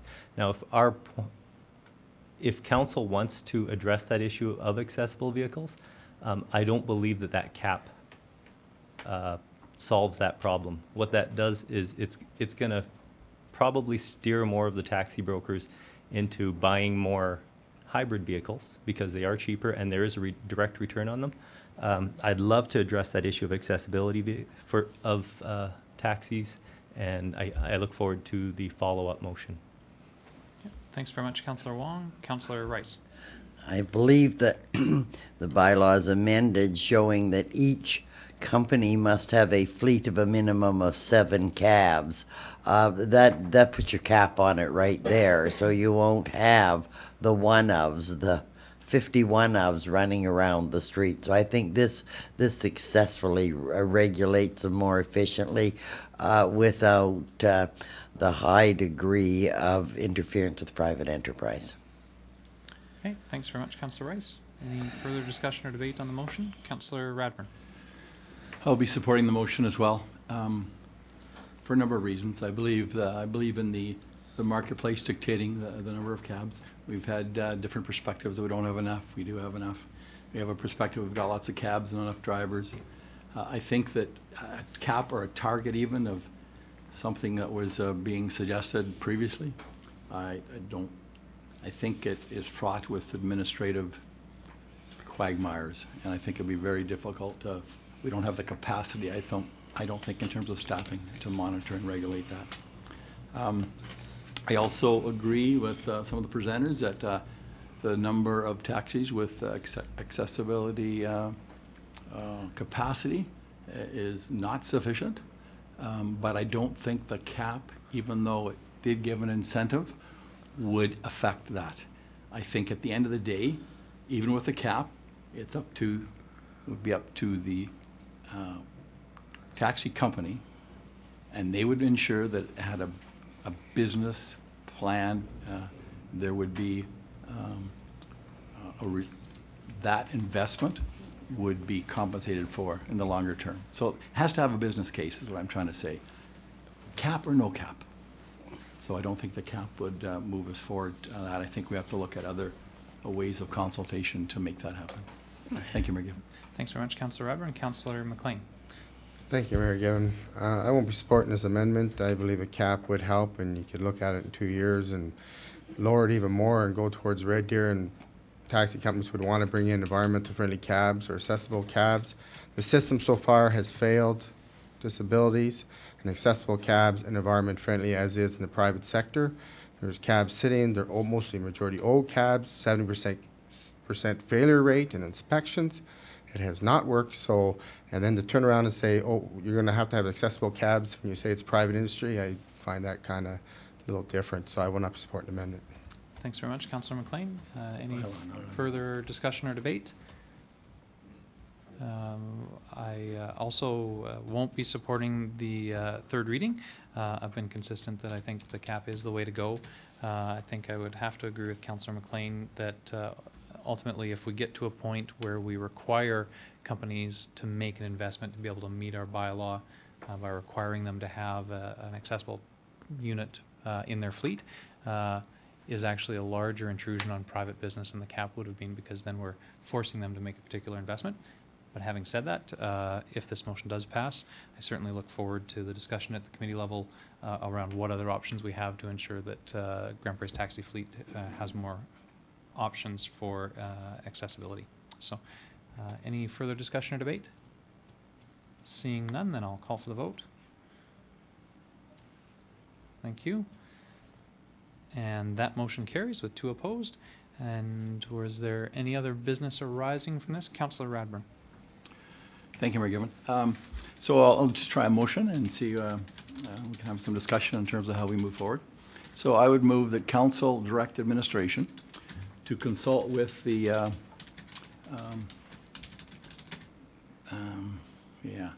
taxi industry and those requiring accessibility accommodations in taxis,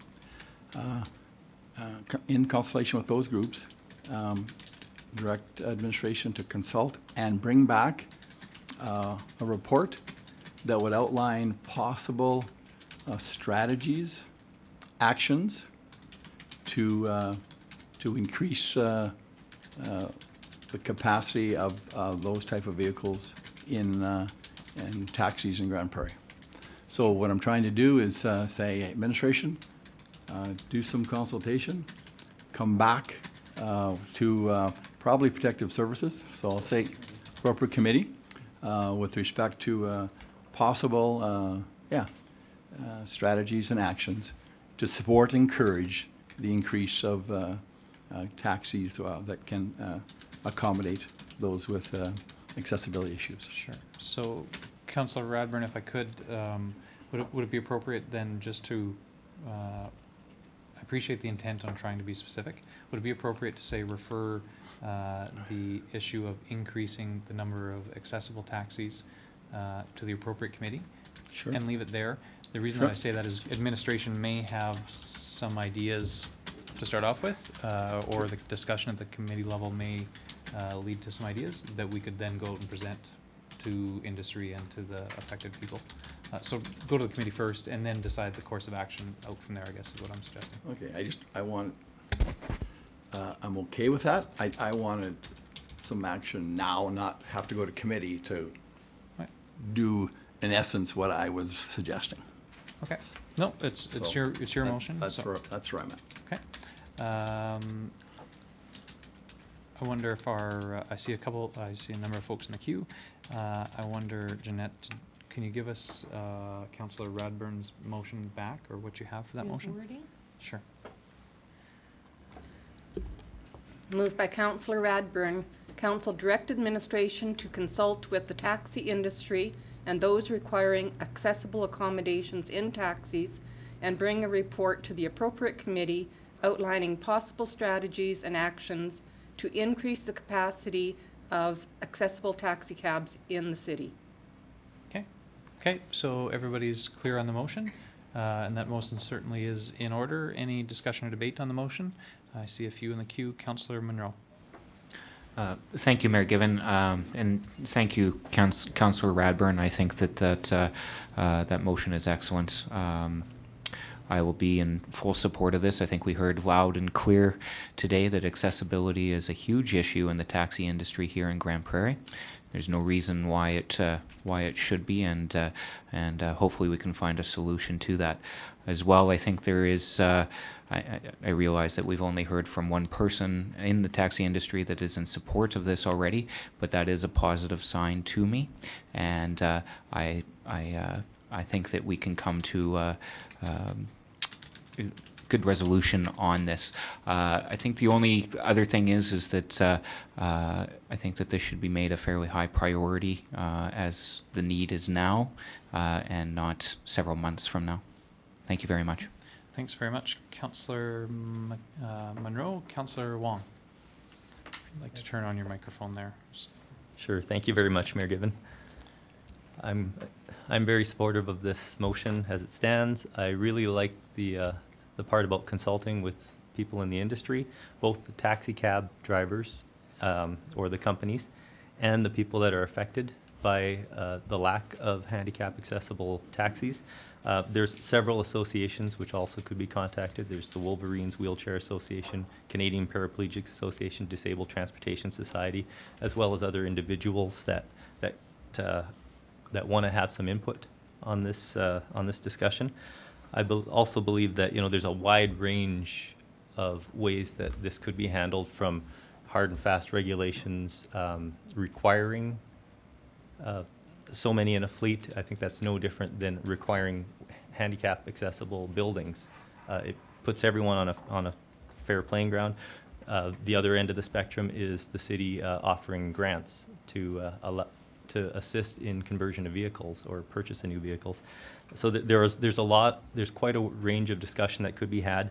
I do also believe that we need to get on this sooner rather than later, because changing of regulations for this industry I know has been problematic in the past. Every time the rules change, the information doesn't filter to everyone as well as it should, because there are language barriers and things like that to contend with.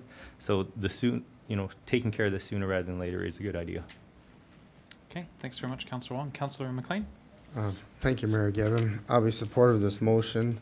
It'd be almost like the cat chasing its tail, go round and round. It's a little bit contradictory, so I'm hoping we won't hear anything of forcing private business to do something, since we heard that going against the camp, we want private business to flourish and develop in our community.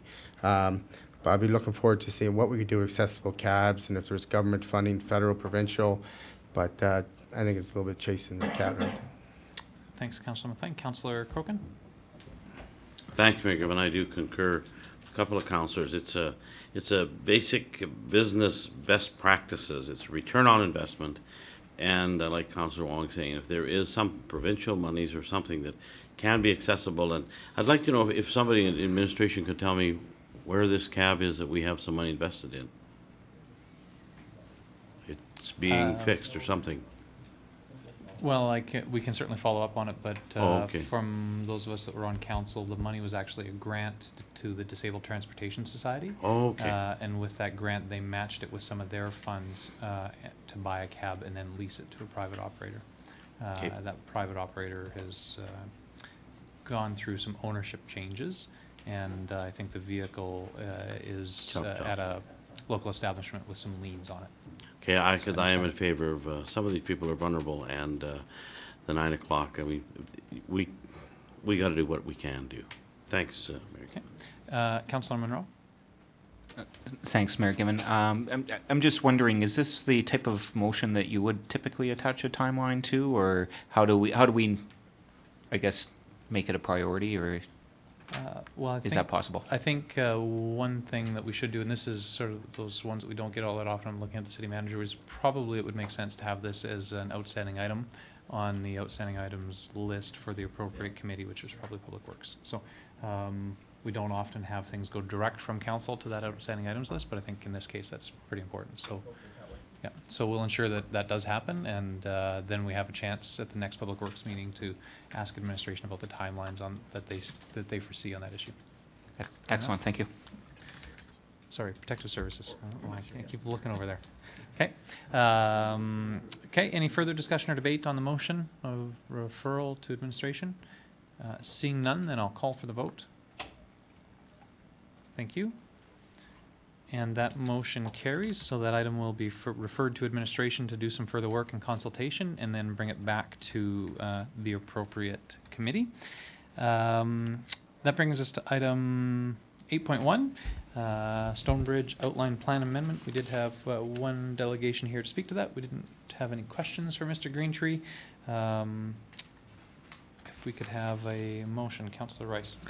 I move that council approve the amendments to the OP 0702B Stonebridge Outline Plan. Thanks very much, Councillor Rice. Any discussion or debate on the motion? Seeing, oops, excuse me, Councillor Crokin? Yeah, excuse me, Mayor Given, but would that not include the change of the name too, to Stone Ridge? So that we just say it's Stone Ridge and in the motion it'll be Stone Ridge.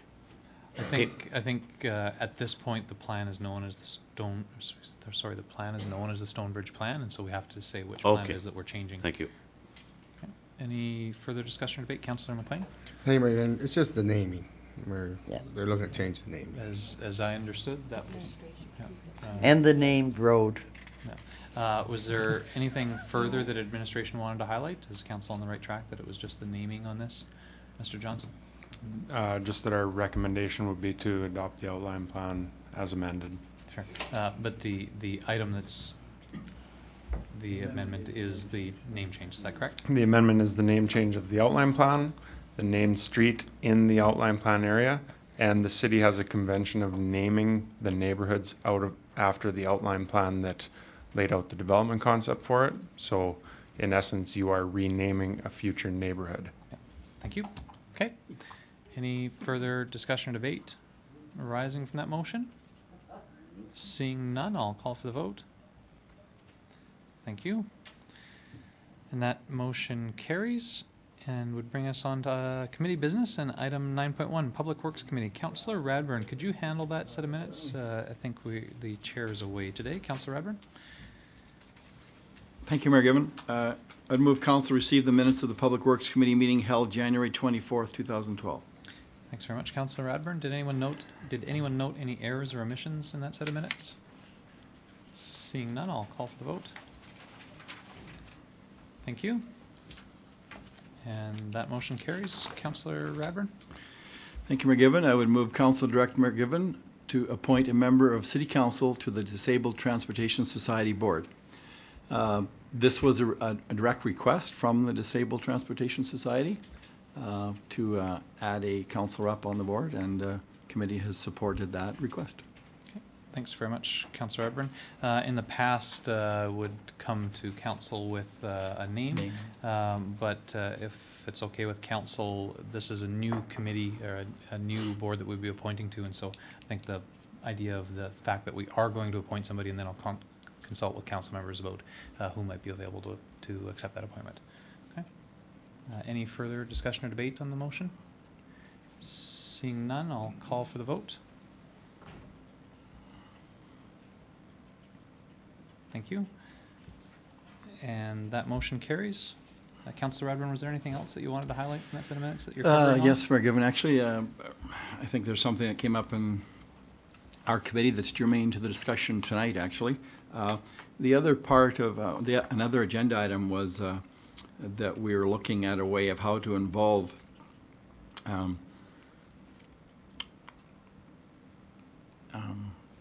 our public and our stakeholder groups with respect to accessibility issues in all walks, all parts of life in Grand Prairie. And so with respect to that, we've asked that the committee directed Min to prepare an amendment to the city's municipal development plan to incorporate a council goal and policy to promote accessibility for all persons. Secondly, Committee also directed administration to follow up with the Community Development Committee on the inclusion of accessibility initiatives in the Welcoming and Inclusive Committee's strategic plan. I think that's coming to community development tomorrow, but the intent there was that we wanted a look at whether that committee would be the forum where that input could be sought and given, so to speak. So those are two motions that directed administration to proceed with involving that part of our community.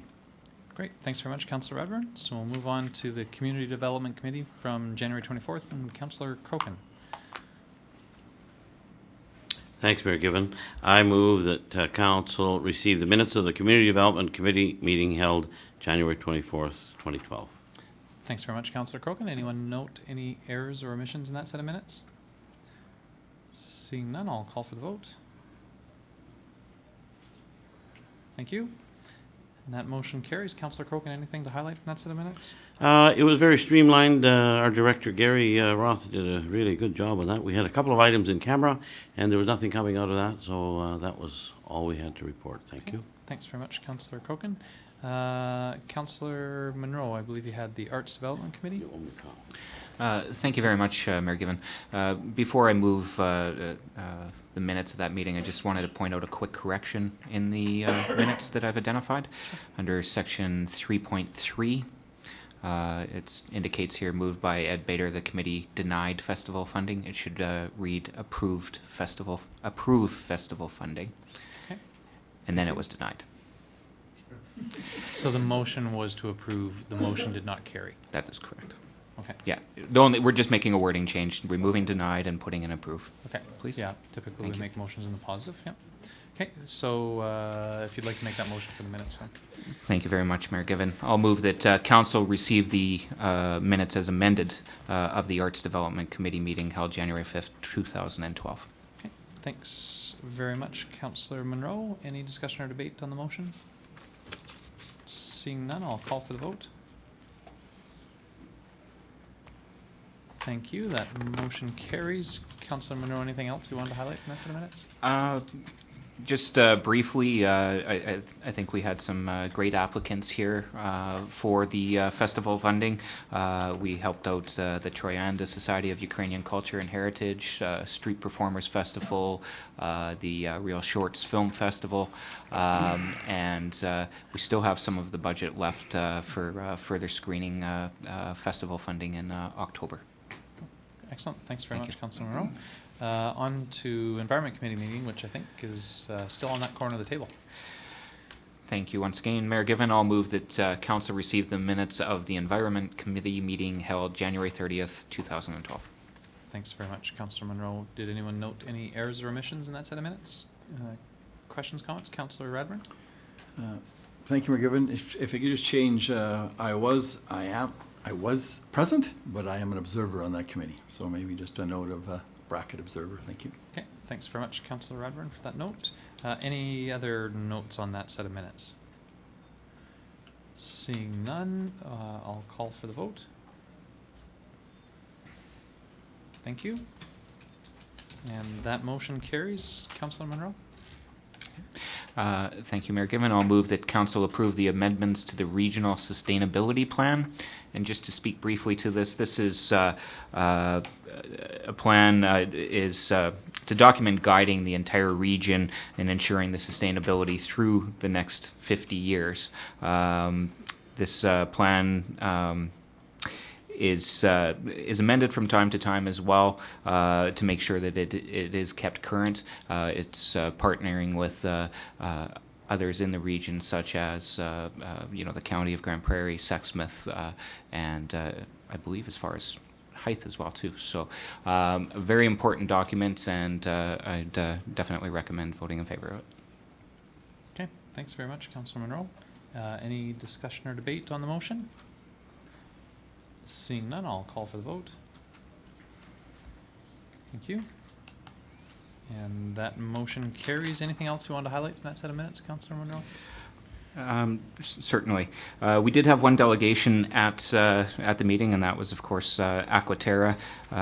Came to inform us that coming April 1st, that we will have that multifamily recycling implementation, or pardon me, April 1st is the implementation date of the multifamily recycling. So I think that's something that we've been waiting for quite some time. I think that'll be a huge benefit to all those that live in apartments and whatnot. Other than that, I think that's all I'm going to report on tonight. Thank you. Okay, thanks very much, Councillor Monroe. We'll move on to General Government Services Committee meeting. Councillor Radburn, that one was actually yours. Thank you, Mayor Given. I'd move council receive the minutes of the General Government Services Committee meeting held January 31st, 2012. Thanks very much. Did anyone note any errors or omissions in that set of minutes? Seeing none, then I'll call for the vote. Thank you. That motion carries. Councillor Radburn. Thank you, Mayor Given. I would move council reallocate funding for the fire administration vehicle and fire inspection vehicle in the 2012 capital budget from AMIP grant to the future expenditures reserve. In speaking to this motion, the 2012 capital plan included a fire admin vehicle and a fire inspection vehicle. However, the funding was to be this AMIP grant. Unfortunately, admin has recently been informed that these two vehicles are not eligible for that grant funding because they do not come with specialized rescue equipment. Finance Department has identified an adequate and appropriate funding source for this expense, that being the future expenditure reserve. I think it has 800,000 or so, it still would have 700,000, and our AMIP grant would still have available that money for other projects for the future. Thank you, Mayor Given. Great. Thanks very much, Councillor Radburn. Any discussion or debate on the motion? Seeing none, then I'll call for the vote. Thank you. And that motion carries. Councillor Radburn, anything else that you wanted to highlight from that set of minutes? Well, I guess the highlight was that we also, another highlight was that we passed a motion that the committee direct administration to enter into negotiations with the DevCo Development Corp, DevCo, for redevelopment of the former York Hotel and Germain Park land. So we're pleased that that was a bit of a milestone and we can move forward, and hopefully things will happen a little more quickly. This has been a number of months for this to take place, but things are looking positive as we move forward. Thank you. Thanks very much, Councillor Radburn. So that finishes our committee business. We have no items of correspondence. The delegation business, we had a number of delegations that were related to the business license bylaw, but we did have the delegation from Mr. Nash, who was giving a thank you, and so perhaps we could receive that for information. Councillor Crokin? I'd move that we move that for information. Okay. Received for information. Yep. Thank you very much. Call the question. All in favor? Or opposed? I suppose the buttons, there's two options there. Thank you. That motion carries. The presentation from the Canadian Paraplegic Association, I think, was also in relation to the business license bylaw. And so I think those have been dealt with. The other one was Mr. Greentree, and that was dealt with on our agenda around the Stonebridge Outline Plan Amendment. So I think the other two delegations have been dealt with. We had no notices of motion tonight. Council member reports. Councillor Radburn, you said that you had Grand Spirit Foundation. Gotcha. Thank you, Mayor Given. Just quickly, Grand Spirit Foundation Management Committee meeting of January 27th. Just highlight four components of the meeting. One, we approved a health safety minor revision of our policy. Secondly, we approved recommendations from our internal safety audit. Thirdly, we established the 2012 organizational goals for the Grand Spirit Foundation. And fourthly, we did receive a letter from the MD of Greenview. We're having some slippage issues behind the DeBolt Seniors Housing Facility, and we've established an information package and sent to provincial government requesting support to cover the remediation costs. Thank you, Mayor Given. Okay, thanks very much, Councillor Radburn. Any other items of note from council and committee boards and commissions? If not, then I'll report on one that Councillor Monroe was actually on, the Intercity Forum on Social Policy. I had an opportunity to attend the meeting in Leduc last week because Councillor Monroe was busy with other duties. And I would note that council members will be getting some information in their mailboxes regarding the movement to encourage the province to come forward with a poverty reduction strategy. I think some very moving information that shows the costs that poverty has on our society as a whole. I think they're taking the tact along the lines of trying to put it into financial terms rather than just saying you need to have a poverty reduction strategy because you should and it's the right thing to do. They're actually making the economic case for what the impacts of poverty are and the fact that it's more costly to address poverty after it happens rather than to address the root causes of poverty. So I think that's something that you'll be hearing a fair bit of news about, and appreciate the fact that the City of Grand Prairie is a member of that Intercity Forum on Social Policy. Councillor Rice? Just a very quick update on the 100th Anniversary Committee. I'm really pleased to welcome Shannon Nelson to the subcommittee. She will be joining Councillor Gustafson and Janet Longmate in getting the homecoming weekend all organized, which will be a huge important component.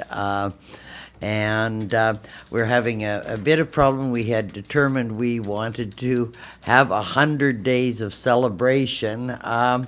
This community, in its usual standard, of course, has enough things happening that we could fill 300 days. So we're having to, it's kind of a nice problem to have, but we're still proceeding in our quest to complete our application to become the 2014 Cultural Capital of Canada.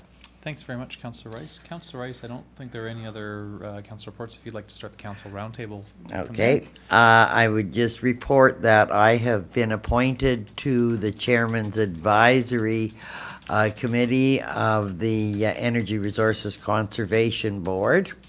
So I look forward to serving in that capacity, and to remind everyone that February 9th is Sweater Day in North America, and everyone is asked to put on a sweater, turn their thermostat down 3 degrees. If every person in North America lowered their thermostat by 3 degrees, it would have the same cumulative effect as removing 300,000 vehicles off the road.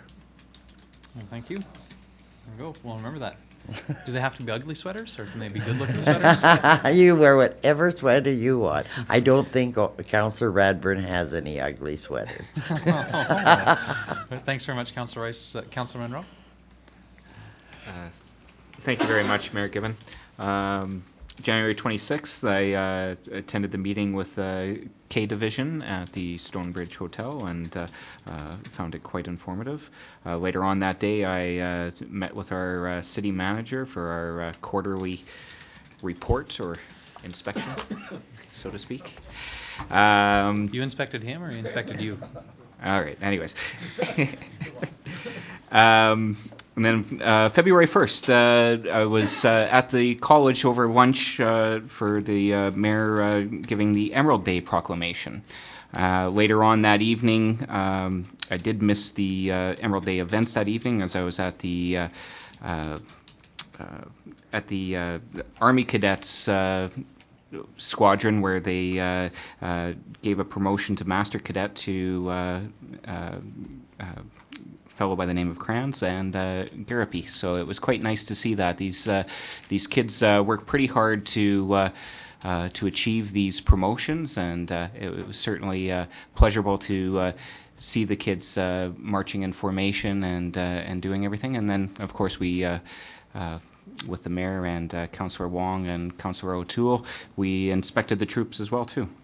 On February 3rd, I attended my environment and sustainability meeting for AOMA in Edmonton, And then on this last Saturday, I was at the Chamber of Commerce Ball, where they recognized a number of folks in the community for their hard work. There was 4 awards given out, and the award recipients were Krause's, Krause's Cleaners, Dr. Miller, Greg Podmore, and our very own Trenton Barrett. Nice event. Thank you very much. Thanks very much, Councillor Minot. Councillor Crokin. Thanks, Mayor Given. On the 26th, I also was in the meeting with the K Division, the RCMP at the Stonebridge. We had great discussions on training centers, etc. That we did miss out on one that they were going to put in the south, but it hasn't been built yet. So I know our city manager was right on them and telling him we could help him out there. And that was good. The 31st, I attended the Stampede event at Duke's. And then the Storm game, and thank goodness the Storm won in a shootout. That was great. On February the 1st, that was really good to see the Grand Prairie hosting the first Emerald Day proclamation by the mayor and open house at Grand Prairie Regional College, and we had our styrofoam squashed bars there showing people we're the very first ones in not only Alberta, but I think Western Canada that has one of those. Condensifier. Thank you, Helen. Yes.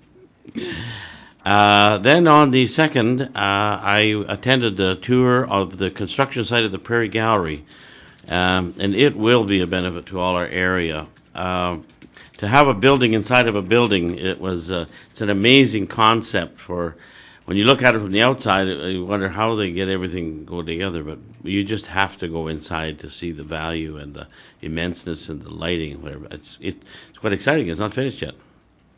Doesn't take too much to excite me, mind you. The Grand Prairie and Area Realtors Gala. Now that was really something. I brought greetings on behalf of the mayor and council at the Grand Prairie Motor Inn. And I guess I put a note here. Yeah, and I received my 20-year recognition as a realtor in Grand Prairie. So keep me in mind when you're buying recreation properties. Then the next night, I attended the Chinese New Year celebration and brought greetings again on behalf of the mayor and council at the Cat Mint restaurant. And the Dragon Dance was really good. And, there's another really special thing happening on February the 9th, Helen. That's my mom's 96th birthday. So thank you for having the thermostats turned down, because I'm already there anyway. So that's it. That's kind of 2 weeks I've had. Thanks very much, Councillor Crokin. Councillor Radburn. Thank you, Mayor Given. Tough to top that. January 25th. Don't feel obligated. I won't. Along with, I guess, Councillors Wong and O'Toole, I attended the Basic Emergency Management Training Session for elected officials. It was held, it was an afternoon session at our South Fire Hall. 26th, I also attended the K Division Reps Council Information Sharing meeting. 27th, had a meeting with Mayor Given, our scheduled meeting with Mayor Given. And also that day, I represented the mayor at Family Literacy Day at St. Gerard's and read to some grade 1s and 3s, the Robert Munch story. It was great fun.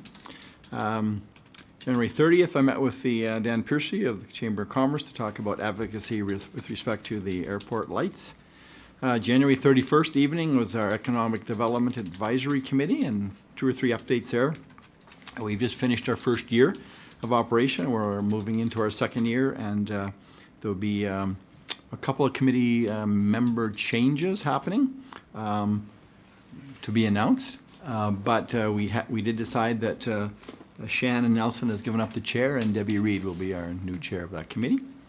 And we spent most of the rest of the time beginning the process of establishing some steering committees to support Brian's work with respect to the industrial commercial attraction strategy plan and our tourism plan, strategic plan. So we're looking at involving the broader community, providing input to Brian as he works on those plans. February 1st, I also attended the Emerald Awards Foundation Open House and Proclamation. I would note to Councillor Rice, since she was a strong supporter of the Emerald Awards Foundation, our attendance, we had 7 of the 9 of us there at noon. In the afternoon, I had my meeting with Mr. Sherbak, and I did attend the speaker series, the other part of the Emerald Awards Foundation Day, when Simon Jackson spoke about his story. If you're interested, check out www.spiritbearyouth.org. I think he has 6 million, participants, and his story was quite fascinating, and he told a very compelling story. 29-year-old young man who has done much, and his story is, as I said, I really found it quite touching. And February 2nd, I attended the tour of the gallery construction project as well. Thank you. Thanks very much, Councillor Oprin. Councillor McLean. Thank you, Mayor Given. As well, on January 24th, I had a meeting with the mayor one-on-one. I didn't get the strap, so it went pretty well. January 26th, was there as well at the meeting with the K Division. This went really well, and they show their passion in their jobs, where they work in the communities to make them safe and stronger. And it was very rewarding to be at this meeting. And we have a new chief of police for RCMP, Ray Noble, and he asked to come here, so it's very positive, and I'm looking forward to it. January 26th, I had my meeting with the city manager. That all went well.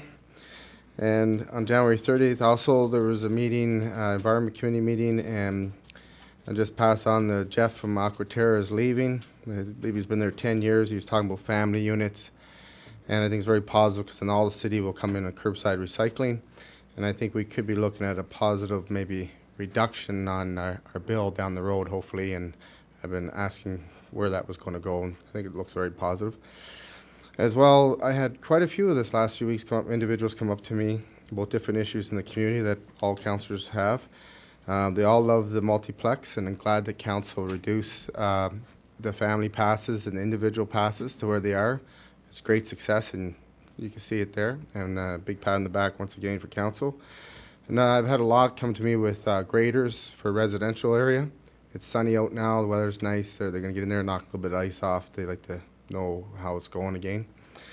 And the third one is issue brought up about commercial trucks, 3/4 ton, 1 ton, about not parking in residential if you're not attached to a trailer and they're over a certain poundage for towing. I'm looking forward to bringing this protective service. Thank you. Very much, Councillor McLean. Councillor Wong. Thank you very much, Mayor Given. On January 25th, I attended the Alberta Emergency Management Agency training. As already mentioned, I just wanted to point out a couple of things from that elected officials training session. We were educated on our roles during an emergency, and when it's proper for a municipality to declare a state of local emergency, which I thought was very useful. That's not something that a municipality can just declare willy-nilly. So it has to be, quite a large catastrophic event. Also, we were educated on the provincial state of emergency, which the province can declare, but in the history of Alberta, they have never declared a provincial state of emergency, which I thought is pretty interesting, which really speaks to the severity that something has to occur. I believe the example that was given to us was in BC, their provincial state of emergency would have been declared during the Kelowna wildfires, when that fire just went way out of control, and they needed to be able to manage resources and get ahead of it and dig those ditches to create a fire separation, things like that. But the Slave Lake wildfires did not qualify for provincial state of emergency, although there were 10 or 11 state of local emergencies declared for every municipality in the surrounding area. So I thought that was really interesting. Thought I'd share that with council. On Thursday, January 26th, I was at that meeting with the RCMP K Division. I also attended a Center 2000 renovation subcommittee meeting. On February 1st, I was at the Emerald Day Proclamation at GPRC. As well, I was at the Master Cadet Award ceremony at Decoy Armies. On Saturday, January 28th, I was at the other Chinese New Year celebration. There was actually 2 in the community this year. The one that I was at was put on by the Chinese Association. We are in discussions on having a larger celebration next year, and I think that that's going to be very positive. I've had a lot of people ask me if that was going to happen again, and all indications point to a yes. We'll see how the planning ends up. On Thursday, February 2nd, I went to the Prairie Art Gallery construction tour. Also had a meeting with the city manager. And that evening, I attended with the Chamber of Commerce the Canadian Residents Matching Service. It was a program that matched medical students with their residency training. Grand Prairie is one of the places where med students can train, as well as other locations all across Canada. So there were med students there that did some training in Grand Prairie. There were some that were even looking at Grand Prairie to do some future training. There were doctors, the Chamber of Commerce was there obviously, and the Primary Care Network, which is full of administrators and nurses. And the idea was we were trying to convince as many medical students as possible to try to make Grand Prairie their home once they finish their residency training. So I thought that was an excellent event. I would encourage everyone on council to get in on that. It's a good time to mingle, and we do need as many health professionals as possible in this city looking forward. Finally, on Friday, February 3rd, I'd like to report that I was at a tender opening here at City Hall. Excellent. Thanks very much, Councillor Wong. So a number of the events that I attended have been covered, so I won't go into any great detail on any of them unless the moment strikes me. I also attended the meeting with RCMP K Division on January 26th. And then on Monday, January 30th, I attended a meeting at the provincial building with Human Services Minister Hancock, who is in Grand Prairie. The province is looking at developing a social policy framework, and it was an interesting discussion because they were asking us what we I think they were asking us what we thought